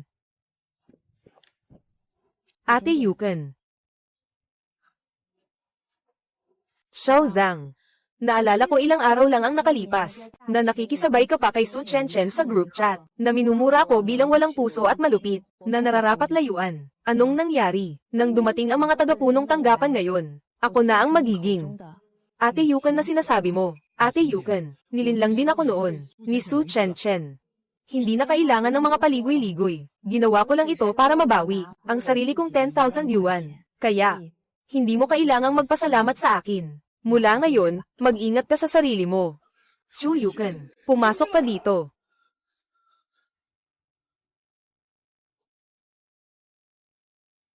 Chu Yukan, talaga bang akala mo nanalo ka na? Sinasabi ko sa'yo, hindi ako basta-basta sa industriyang ito.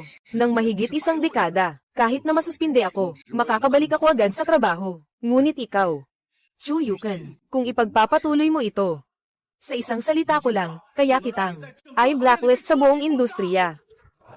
Magsulat ka ngayon din ng liham ng pagbawi ng reklamo sa head office. Kung hindi, sisiguraduhin kung hindi ka na makakabangon pa. I-blacklist ako, Manager Leo. Hindi mo pa ba naiintindihan ang sitwasyon? Ang ipinadala ng head office ngayon ay isang pinagsamang investigasyon ng disiplina at pag-audit. Sa tingin mo ba? Pumunta lang sila para imbestigahan ang 10,000 yuan ko. Sa mga nakaraang taon, inabuso mo ang iyong posisyon, nag-imbento ng mga gastusin, nagbulsa ng mga rebate ng kliyente, at kumuha pa ng mga kickback sa pagbili ng mga proyekto. Ang mga transaksyong ito, akala mo ba perpekto ang pagkagawa mo? Sa kasamaang palad, ang mga ledger at kopya ng mga resibong ito, lahat ay nagtabi ako ng kopya. Ikaw, Manager Leo, sa halip na pagbantaan ako dito, bakit hindi ka magmadaling humanap ng isang magaling na abogado? Dahil pagkatapos ng lahat, ang krimen ng paglustay ng pondo ay sapat na para makulong ka ng ilang taon.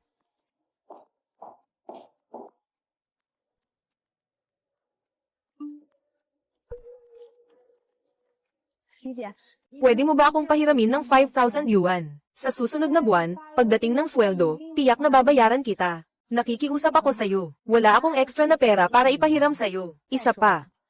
Hindi ba may kinikita ka naman sa pagbebenta ng mga bag mo? Xiao Zhang, hindi ba sinabi mo noon na gusto mo ako? Pahiramin mo ako ng 3,000. 3,000 ayos na. Ate Chen, ako mismo ay gipit na sa pera. Wala akong maipapahiram sa'yo.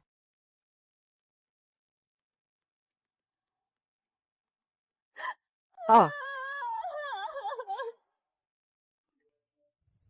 Naku, na-refund na ang pera ko. Ang 500 yuan ko ay na-refund na. Ang akin din ay na-refund na. Sa wakas, nabawi ko rin ang pinaghirapan kong pera.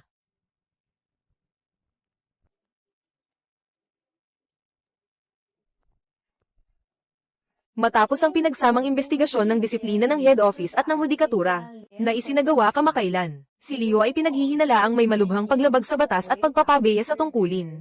Siya ay kasalukuyang nakakulong alinsunod sa batas, at ililipat sa hudikatura para sa pag-uusig. Ang empleyadong si Su Chenchen, na nakipagsabuatan sa iba upang lustayin ang ari-arian ng kumpanya, ay malubhang lumabag sa patakaran. Kaya naman siya ay sinibak sa trabaho, at inilagay sa blacklist ng industriya. Hindi na siya kailanman matatanggap sa trabaho. Tapos na. Tuluyan ng tapos na.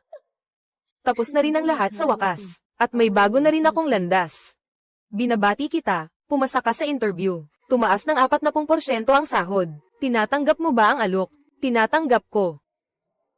Wala akong panahon at lakas para sayangin sa isang nakakalasong kapaligiran ng trabaho. Kaya, imbes na baguhin ang iba, mas mabuting baguhin ang sarili ko. Gamit ang bagong ako sa isang bagong labanan. Patuloy na aakyat. At ako, hindi na muling magiging isang mahinang tao na pwedeng apihin ng kahit sino. Ikaw si Chu Yukan, tama, pasensya na at pinaghintay kita. Ayos lang po, iyong paghawak mo dati sa dispute sa paggawa ng kumpanya. Narinig namin sa industriya, hinahangaan ng kumpanya namin ang mga empleyadong marunong sa batas, may prinsipyo, at may kakayahan. Sana sa bago mong posisyon, magpakita ka ng kahanga-hangang galing. Sumunod ka sa akin.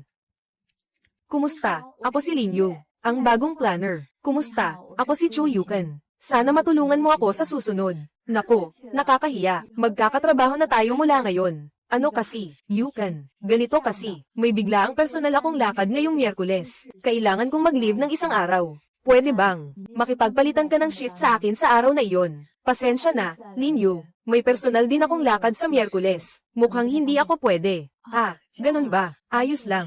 Magtatanong na lang ako sa iba. Pasensya na sa abala. Ang unang hakbang sa pagtatakda ng hangganan ay ang matutong tumanggi. At ang normal na tao ay hindi magpupumilit ng walang dahilan. Magkakaroon tayo ng maikling pagpupulong ngayon. Una sa lahat, formal kong ipapakilala sa inyo ang bagong miyembro ng ating departamento, Senior Planner, Chu Yukan. Magandang araw sa lahat, ako si Chu Yukan. Isang karangalan na maging bahagi ng pangkat na ito. Ang mga nagawa ni Yukan sa industriya ay talagang kahanga-hanga. Ang kanyang mga plano ay napakahusay at matibay. Sana mag-usap-usap tayo ng mas madalas sa hinaharap. Yukan, pansamantala kang ilalagay sa pangalawang grupo para matuto sa mga gawain kasama si Wang Man. Maligayang pagdating, Yukan. Simula ngayon, magkasama na tayo sa laban. Tulungan mo ako ha. Yukan. Kumusta ang una mong araw? Nakaangkop ka na ba? Maayos naman po. Salamat sa pag-aalala. Ewan ko ba, katapusan na ng taon. Ang KPI ng grupo natin. Nakakalula ang pressure. Malapit na kasing ilabas ang ulat sa pag-audit ng pananalapi para sa ikalawang kalahati ng taon. Araw-araw akong nag-o-overtime nitong mga nakaraang araw. Sisubog na ang ulo ko. Yukan, bago ka pa lang. Wala pa akong hawak na proyekto. Ito na kasi ang pinakamabilis na paraan para makilala natin ang kumpanya, ang daloy ng negosyo at ang mga kliyente. Bago matapos ang shift ngayon, tulungan mo akong i-encode ang mga resibong ito sa sistema. Gumawa ka na rin ng summary table. Salamat ha. HMP, hindi ito simpleng pagkilala sa negosyo. Maliwanag na ito ay nakakapagod at matrabahong gawaing mekanikal. Ate Wang, ito ang ibinigay sa akin ni Director Wei na work plan para sa linggong ito. Bago mag 3 PM mamaya, kailangan kong magsumite ng isang report sa marketing analysis para sa bagong produkto ng kumpanyang katunggali natin. Itong mga resibo na ito, maaaring wala akong oras para i-encode. Yukan naman, ang mga bagay na tulad ng competitor analysis, hindi naman kailangang madaliin. Ang grupo natin ay hindi naghihiwalay ng trabaho. Mas mataas ang efficiency kapag nagtutulungan tayo, di ba? Tulungan mo akong tapusin ito. At sa susunod, kung may hindi ka maintindihan, syempre ibabahagi ko rin ang nalalaman ko. Tulungan tayo sa isa't isa. Dahil sa ganitong klaseng pagtulong dati, kaya naging libreng lakas paggawa si Su Chenchen. Walang problema ang tumulong. Pero pagdating sa pag-encode ng financial data, kapag nagkamali ako, o kaya may hindi tagmang account, mahirap matukoy kung sino ang mananagot. Ganito na lang po, magmemensahe ako ngayon kay Director Wei para humingi ng permiso. Kapag pumayag si Director Wei na i-adjust ang aking work priority, at bigyan ako ng access sa financial system. Magsisimula na agad akong mag-encode. Nako, hindi na kailangan. Bakit pa natin aabalahin si Director Wei sa maliit na bagay na ito? Kung busy ka pa, magtrabaho ka muna. Mamayang gabi, mag-o-overtime na lang ako para gawin ito. Ang unang linya ng depensa sa trabaho ay kailangang may paglaban sa unang araw pa lang. Kapag pumayag ka ng isang beses, lahat ng marurumi at mabibigat na trabaho ay natural nang ibabato sa iyo.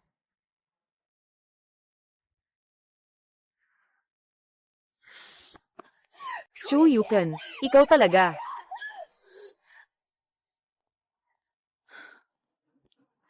Chu Yukan, ikaw talaga. Su Chen Chen, sinusundan mo ako.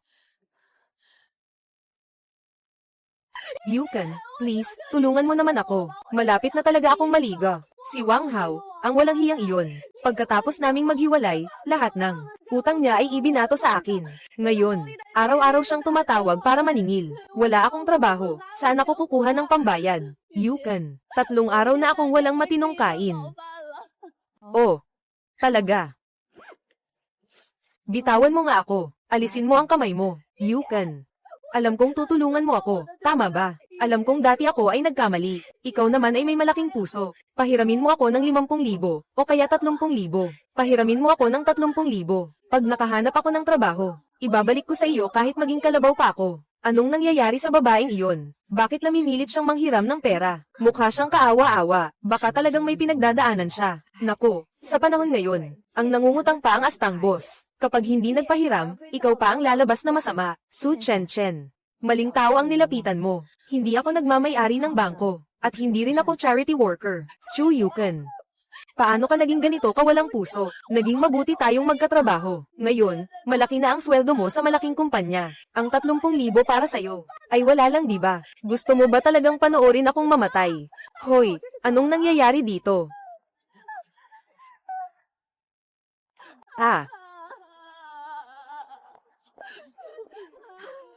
Yukan, anong nangyari? Diyos ko, ang lamig-lamig ng panahon. Bakit ka nakaluhod dyan sa sahig? Ang lamig ng sahig. Tumayo ka na, dali. Itong mabait na ate. Tulungan mo naman akong pakiusapan siya. Hindi ko na talaga kaya pa.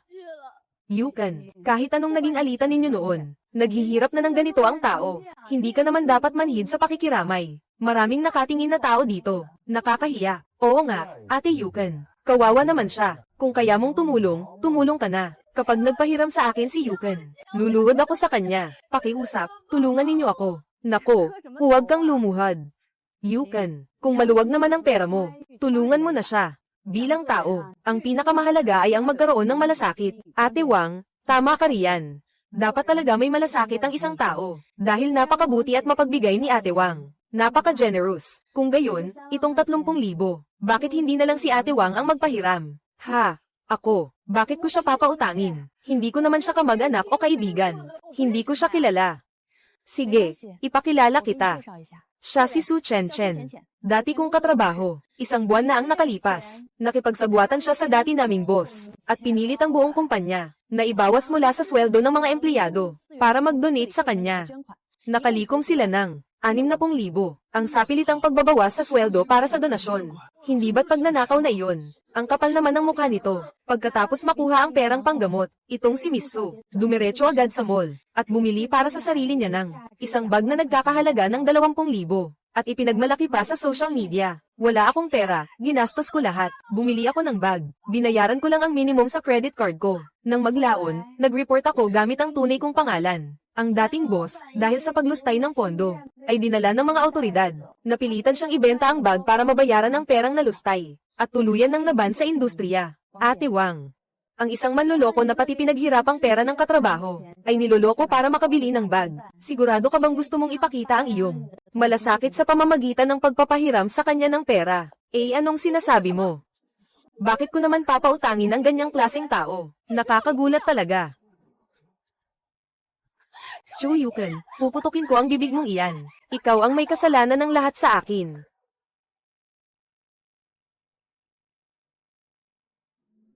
Hoy. Nasa South Plaza ako ng Xinghe Plaza. May taong sinusundan at ginugulo ako ng may masamang hangarin. At tinangkapang saktan ako. Pakiusap, pumunta kayo agad. Hindi ba't sinabing hinahanap ka ng mga loan shark kung saan-saan? Tamang-tama. Magtago ka muna sa bahay ni Xiaohe ng ilang araw. Pinakaligtas doon. Sumama ka sa amin. Ate Wang, bago ka maging emosyonal sa iba, siguraduhin mo munang alam mo ang buong sitwasyon. Kung hindi, madali kang masusunog, at magagamit ka ng iba. Tungkol sa nangyari kahapon sa harap ng kumpanya, nabalitaan mo ba? Mukhang mahinhin si Ate Yukan, pero matapang pala talaga. Yukan, pasok ka sandali. Yukan, nabalitaan ko ang nangyari kagabi. Napakahusay ng naging paghawak mo. Hindi mo hinayaang madungisan ang pangalan ng kumpanya. Magaling. Ngunit, ang pakikisama sa trabaho ay isa ring sining. Si Wang Man ay veterano na sa kumpanya. May kakayahan naman siya sa trabaho. Kailangan ninyong magtulungan sa susunod. Huwag dalhin ang personal na emosyon sa proyekto. Huwag po kayong mag-alala, Director Wei. Narito po ako para sa trabaho. Resulta lang po ang tinitingnan ko. Hindi po ako namemersonal. Mabuti naman kung ganoon. Ito ang marketing plan para sa Shengshi Real Estate. Ito ang pinakamalaking proyekto natin sa ikalawang kalahati ng taon. Kapag nakuha natin ito, malaki ang bonus ng departamento. Pangungunahan ni Wang Man ang proyektong ito. Ikaw naman bilang core planner ay buong pusong makipagtulungan sa kanya. Sa Miyerkules, pupunta tayo sa Shengshi Real Estate para sa unang proposal. Naiintindihan ko po. Ang Yunhai Bay project ng Shengshi Real Estate. Alam naman natin kung gaano ito kahalaga kay Director Wei. Hindi ko na kailangang sabihin pa. Para masiguro ang profesionalismo ng plano, kailangan nating malinaw na hatiin ang mga gawain. Chu Yukan, ikaw ang bahala sa paunang market, research, pagsusuri ng datos ng mga kakumpetensya, at ang mahalagang pagkalkula ng gastos sa marketing. Lin Yu, ikaw ang mangungulekta ng mga nakaraang matagumpay na kaso ng marketing ng mga katulad na proyekto. Para naman sa akin bilang team leader, ako ang bahala sa kabuuang balangkas ng plano. At sa panghuling, pagsasama-sama at presentasyon ng proposal PPT. Alam ng lahat na ang pagsusuri ng datos at pagkalkula ng gastos ay ang nakakapagod, nakakainip, at madaling magkamali. Kaunting pagkakamali lang, ikaw ang sisisihin. Samantalang ang pagsasama ng PPT at presentasyon naman ang pinakamadaling paraan para makakuha ng papuri at atensyon. Mukhang personal na atake ito ni Wang Man. Walang problema, Ate Wang. Ibibigay ko sa iyo bago matapos ang trabaho sa Biyernes. Ang kumpletong pagsusuri ng datos, at ulat ng pagkalkula ng gastos, ibibigay ko sa iyo. Kung gayon, pagsikapan mo, sana ang iyong profesional na kakayahan, ay hindi maging kabiguan sa aming lahat, bagamat napakahirap ng hamon na ito. Ito rin ang una kong proyekto, sa bagong kumpanya. Kung iniisip ni Wang Man na mapapaluhod niya ako sa dami ng datos, maliit na tingin niya sa akin, hindi lang ako gagawa, kailangan pang maging kapansin-pansin.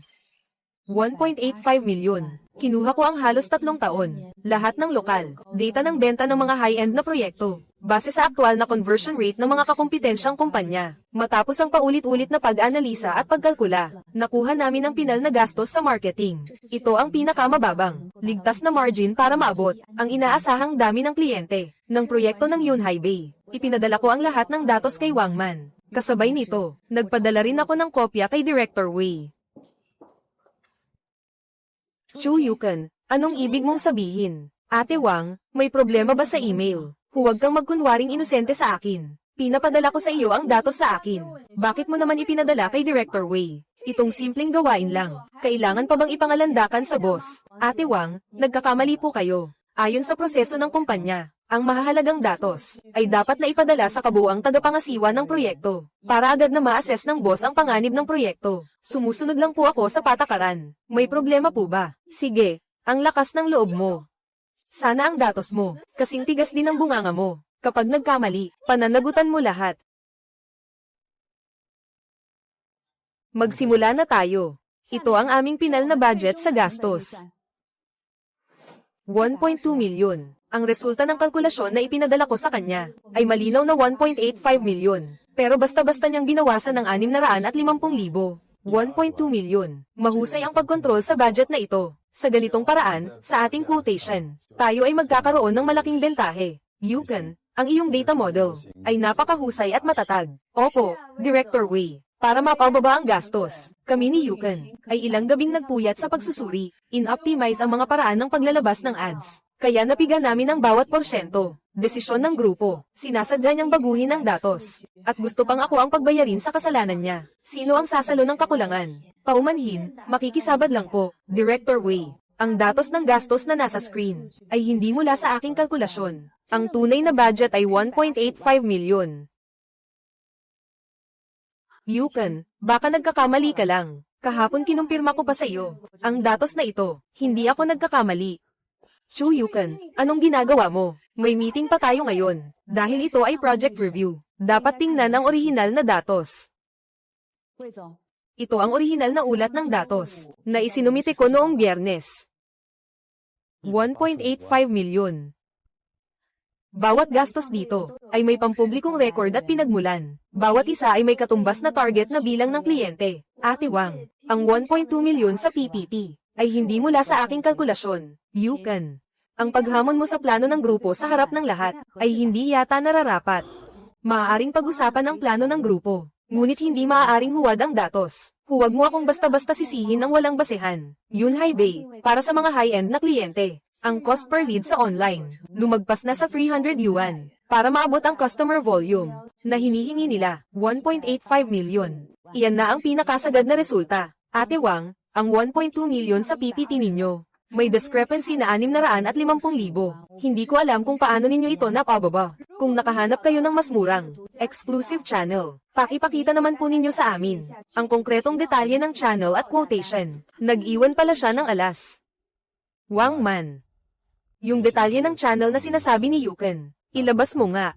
Director Wei, yung channel na iyon, hindi niya maipakita. Kasi minanipula lang niya ang mga numero para bumaba. Sa industriya, tinatawag itong bid rigging. Halos walang naglalakas loob sa harap ng Shengshi Real Estate na gawin ang kalokohang iyan. Director Wei. Ang tingin ko lang po kasi, masyadong mataas ang 1.85 million. Baka hindi ito tanggapin ng kliyente, para madagdagan ang tsansa nating manalo sa bid. Kaya bahagya ko pong inayos. Bahagyang inayos. Conversion rate. Sa isang pitik ng daliri mo lang ba iyan kayang baguhin? Pinik mo ito. Kung dinala natin ang proposal mong iyan ngayon, at pinirmahan ang kontrata, sa sugal na kasunduan, sa huli, yung butas na 650,000. Kapag hindi na maisakatuparan, babayaran mo ba mula sa sarili mong sweldo? Yukon, buti na lang itinuro mo ngayon, kundi sa proposal sa susunod na linggo. Mapapahiya talaga ang kumpanya natin. Director Wei, ang datos ay ang lifeline ng proyekto. Ginagawa ko lang po ang trabaho ko. Wang Man, bilang team leader. Hindi mo man lang mapanindigan ang pinaka-basic na pamantayan. Director Wei, kaya ko pong baguhin ulit. Babaguhin ko po agad. Hindi na kailangan na ikaw ang mamuno. Simula ngayon, ang proyekto ng Shengshi Real Estate ay pamumunuan ni Chu Yukon. Director Wei, ako po ang team leader ng Group 2. Matagal ko na pong hinahawakan ang proyektong ito. Kapag naulit pa ang ganitong klaseng pagkakamali, mag-resign ka na lang.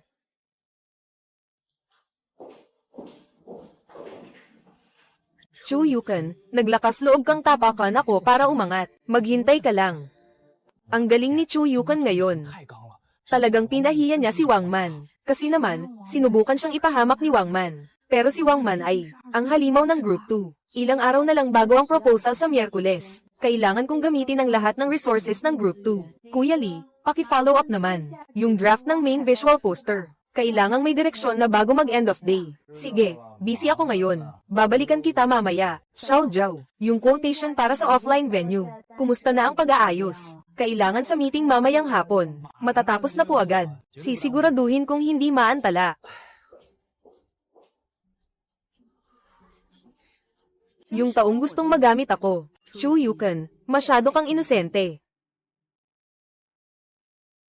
Kuya Lee, nasaan na ang draft ng poster? 2 araw na ang nakalipas. Nako, Ate Shu, pasensya na talaga. Napakalakas kasi ng design department. Sabi nila ang dami nilang trabaho ngayon. Wala na silang panahon para sa akin. Hindi ko sila madaliin. Baka gusto nyong kayo na lang ang mag-follow up.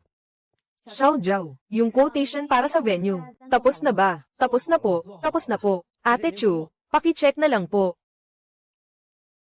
Xiao Jiao, ito na ba ang quotation na ginawa mo? Ang banquet hall ng Washing Hotel, nilagay mong capacity ay 50 tao. Ang venue na iyon ay kayang mag-host ng isang malaking bulwagan para sa 1,000 tao. At itong isa pa, ang rental fee para sa equipment. Bakit blanco? Ay, pasensya na po talaga. Sobrang busy ko po kasi nitong mga nakaraang araw. Ang dami ko pong hawak na projects. Nalilito na po ako. Babawiin ko po ito at babaguhin. Ito na ang pangatlong beses na basura ang pinapasa mo sa akin. Ate Chu, masyado po kayong mahigpit.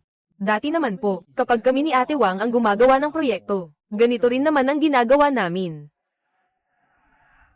Chu Yukan, hindi ba't ikaw ang may sabing kaya mo? Tignan natin kung kaya mo mag-isa, kung paano mo gagawin ang proyektong ito. Para matapos, halata naman ang pakay ni Wang Man. Mas gugustuhin pa niya, itong milyong halaga na proyekto, ay mabaigo. Para patunayan, na akong si Chu Yukan, ay walang kakayahang mamuno ng team. Gusto nila akong kalabanin sa politika sa opisina. HMPH, edi magwawala na lang ako.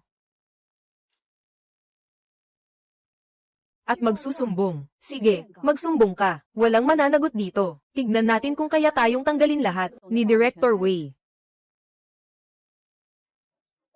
Yukan, may problema ba? Director Wei, ang proyekto ng Shengshi Real Estate ay natigil na po. Ang pangunahing visual, wala man lang pong paunang draft. Itong datos sa quotation, ginawa ba gamit ang paa? Ito po ay galing sa grupo ni Wang Man. 3 beses ko na pong pinabalik para baguhin. Ganito pa rin po, sa bilis ng trabahong ito. Baka sa mismong araw ng presentasyon, wala pa ring maipakita. Ano ba ang ginagawa ni Wang Man? Ito ang ginagawa niya. Isinasakripisyo niya ang interes ng kumpanya para sa personal na galit. Tawagin mo siya dito. Director Wei, hindi po ako nandito para magsumbong. Nandito po ako para humiling na magpalit ng tao. Paano mo gustong palitan?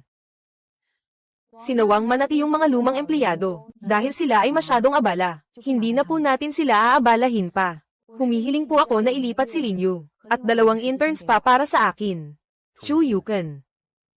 Mamumuno ka ng 3 baguhan na walang karanasan. 4 na araw na lang, para baguhin ang buong loika ng plano, at ilabas lahat ng mga materyales at disenyo. Sigurado ka bang kaya mong tapusin? Basta walang hihila pabalik mula sa likuran. Sisiguraduhin kung matatapos. Sige. Simula ngayon, sina Linyu, silang 3, direktang mag-uulat sa iyo. At saka, kung kailangan ng anumang suporta mula sa ibang departamento, banggitin mo lang ang pangalan ko. Sinong maglalakas loob na tumanggi? Notice of disciplinary action mula sa HR. Sabihin mo silang direktang lumapit sa akin. Personal transfer order. Salamat po, Director Wei. Ate Yukan, may nagawa ba kaming mali? Wala. Simula ngayong araw, kayong 3, sasama sa akin, para sa proyekto ng Shengshi Real Estate. Ha? Pero wala pa akong alam. Oo nga, dati, pinapagawa lang kami ni Ate Wang. Mag-ayos ng mga dokumento, magdikit ng mga resibo. Noon iyon, sa susunod na 4 na araw, magiging napakahirap para sa inyo. Baka araw-araw, mag-o-overtime hanggang hating gabi. Pero kaya kung, pangakuan kayo ng 2 bagay. Una, personal ko kayong tuturuan ng tunay na core na loika ng pagpaplano at pagsusuri ng datos. Hinding-hindi ko kayo gagawing utusan. Pangalawa, basta makuha natin ang proyekto, magkakaroon ng inyong mga pangalan sa proposal. Ang bonus na nararapat sa inyo, walang mababawas kahit piso. Ate Yukan, hindi kami takot mahirapan. Sabihin mo lang kung ano ang gagawin. Susunod kami. Oo, nagdala ako ng sleeping bag ngayon. Hindi na rin ako uuwi. Sige, buksan ang mga computer. Magsisimula na tayo ngayon. Hatiin ang mga gawain. Ang kailangan ng Shengshi Real Estate ay hindi magarbong PPT, kundi isang konkretong plano para makakuha ng kliyente. Kaya gagawin natin ito sa 3 hakbang. Sige, ipamahagi ang mga gawain. Sige po, Xiao Zhou, ikaw ang bahala sa data ng paglulunsad ng mga high-end na condominium sa nakaraang 3 taon. Ay organisa ang de-identified data. Bibigyan kita ng template. Sundin mo ang mga field. Xiao Jia, ikaw naman ang makikipag-coordinate sa design department para sa direksyon ng pangunahing visual. Naset ko na. Bantayan mo ang paggawa nila ng draft. Lin Yu, sasama ka sa akin. Bumuo ng framework ng proposal at conversion strategy para sa mga lead. 3 hakbang. Wala tayong pwedeng pabayaan. Ate Yukan, sa design department, dati kahit si Kuya Lee ay hindi sila mapaandar. Ngayon hindi na namin kailangang mamilit. Kumusta po? Ako po ay mula sa marketing team 2, Chu Yukan. Ang proyekto ng Shengshi Real Estate, ako na po ang namumuna ngayon. Inaprubahan na po ni Director Wei. ang suporta mula sa ibang departamento, ang paunang draft ng main visual, bago mag alas 12 ng tanghali bukas. Kailangan ko na itong makita. Salamat. Sige po, Planner Chu. Kami na po ang bahala. Tandaan mo, ang profesionalismo ay hindi sinisigaw. Ito ay nakikita sa datos. Bawat detalye ay pinaghirapan. Magsimula na tayo.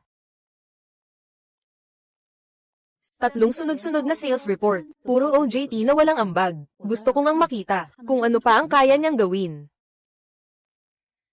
Ang kolum na ito ay hindi basta-basta. Nalalagyan lang ng numero. Kailangan mong banggitin ang pinagmulan ng datos. Kapag tinanong ng taga Shengshi Real Estate, at hindi mo nasagot, bagsak ang buong proposal. Naiintindihan ko, Ate Yukan. Naiintindihan ko, Ate Yukan.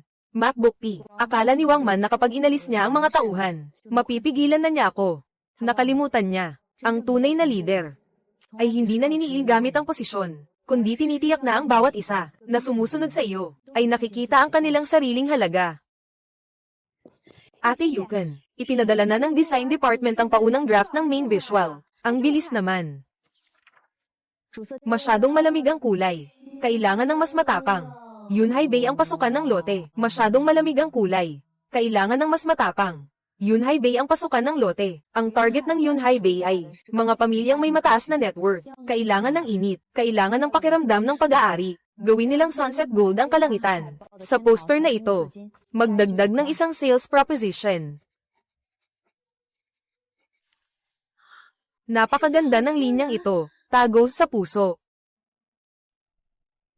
Ate Wang, naaga ni Chu Yukan ang design department. Gusto mo bang? Bakit ka nagmamadali? Ang tunay na laban ay sa mismong presentasyon. Si Director Chen ng Shengshi Real Estate ay kilalang napakahirap kausapin. Siya na isang baguhan sa loob ng 4 na araw. Ang gagawin niyang proposal, kapag naipit siya sa mga tanong, mapapahiya rin si Director Wei. Chu Yukan, gusto kong makita kung paano, kasi sigat sa harap ni Director Chen.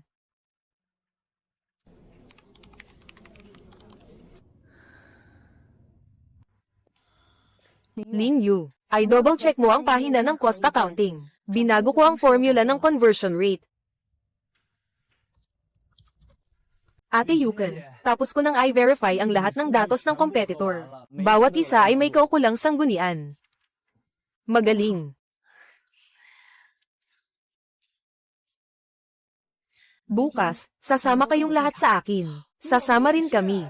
Kayo ang gumawa ng proposal na ito. Kaya may karapatan kayong humarap sa kliyente. Director Chen, mga pinuno. Ako po ang magpapaliwanag ng marketing proposal para sa proyektong Yunhai Bay. Ang Yunhai Bay ay nakatuon sa mga pamilyang may mataas na net worth. Batay sa aming pagsusuri sa sales data ng 12, nakaparehong klaseng proyekto sa lokal na lugar sa nakalipas na 3 taon. Ang desisyon ng ganitong uri ng kliyente ay may average na cycle na 47 araw.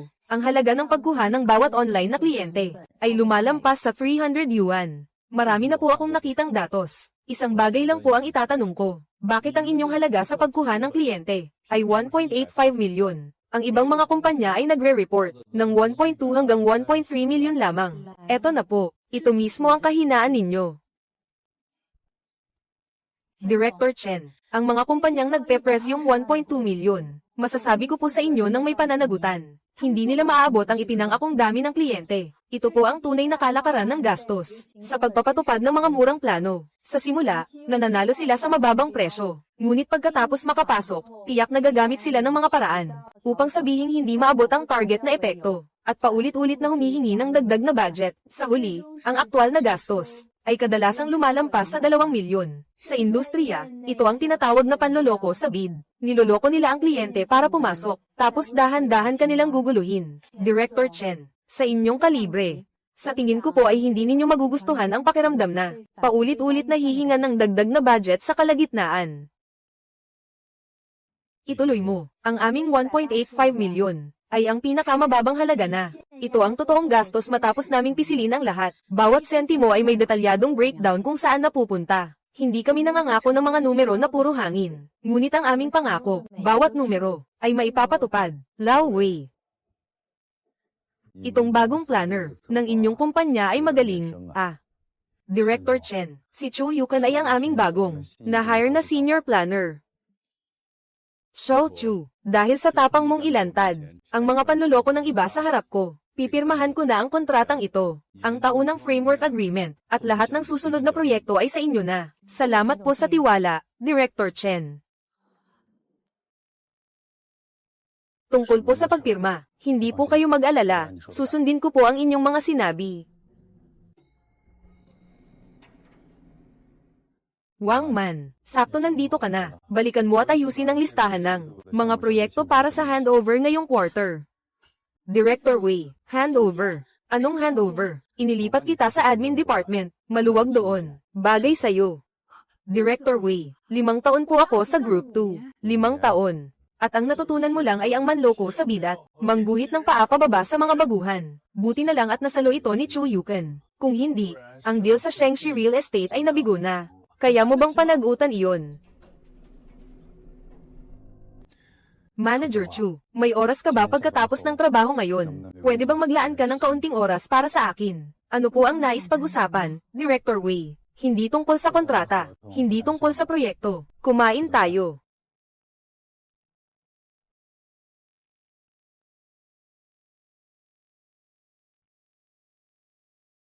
Ano ang gusto mo? Ikaw ang pumili. Director Wei, nililigawan mo ba ako? Oo. Paano kung tumanggi ako?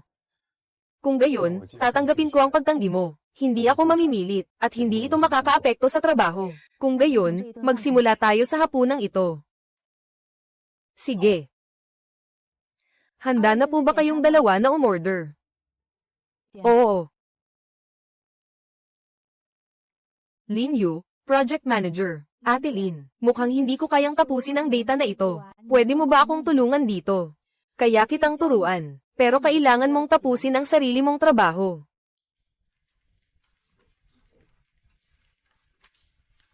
May ipinag-utos na ang punong tanggapan. Wala ka pang 1 taon sa kumpanya. Mula senior planner hanggang department director. Marami sa kumpanya ang hindi boto sa iyo. Hayaan mong makita nila ang resulta. Hinahangaan ko ang determinasyon mong iyan. Director Chu, sabi ng dalawang ito ay dati mo raw silang katrabaho. Yuken, ang tagal na nating hindi nagkita. Lalo kang humahanga ngayon. Nagsara ang dati nating kumpanya. Nawalan kaming lahat ng trabaho. Nabalitaan namin na naghahanap kayo ng tao sa departamento ninyo. Pwede bang pakiusapan mo ang HR para sa amin? Magkakatrabaho naman tayo dati. Direktor ka na ngayon. Ang maglaan ng 2 posisyon ay, hindi iyan basta-basta lang. Ipasa ninyo ang mga resume sa HR. Susunod sa proseso ng interview. Yuken, nagkaroon tayo ng mga hindi pagkakaunawaan noon. Hindi ka naman nagtatanim ng sama ng loob, hindi ba? Hindi ako nagtatanim ng sama ng loob. Pero hindi ko rin ipagpapalit ang mga posisyon sa kumpanya para sa personal na pabor. Director Chu, ang kakapal naman ng mukha nila. Ipaalam sa HR, regular na screening, walang espesyal na pabor, at walang espesyal na pagtatangi.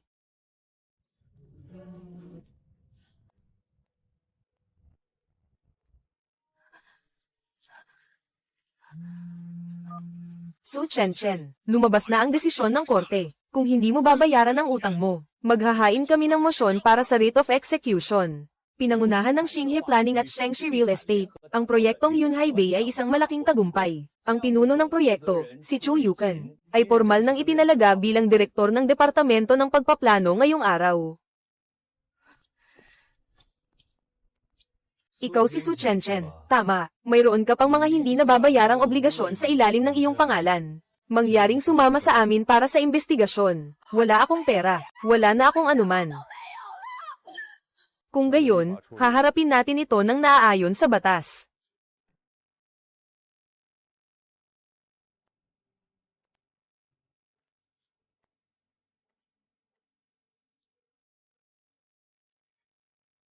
Lola, narito ako para dalawin ka. May bago na akong trabaho, at may sarili na rin akong koponan. Ngayon, wala nang sino man ang basta nalang magpapasa ng trabaho sa akin. At wala nang makakapilit sa akin na gawin ang mga bagay na ayaw ko.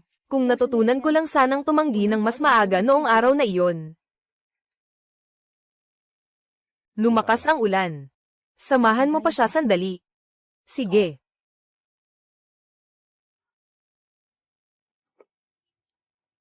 Lola, unang pagkikita po natin ito. Hindi ko po alam kung ano ang gusto ninyo. Yuken. Alam kong ayaw mong may ibang nagdedesisyon para sa iyo. Kaya dinala ko ang singsing. Nasa sa iyo kung isusuot mo ito o hindi. Maaari kang tumanggi. O maaari mo itong pag-isipan muna. Hihintayin kita. Ano pang hinihintay mo? Ano pa ang ginagawa mo dyan?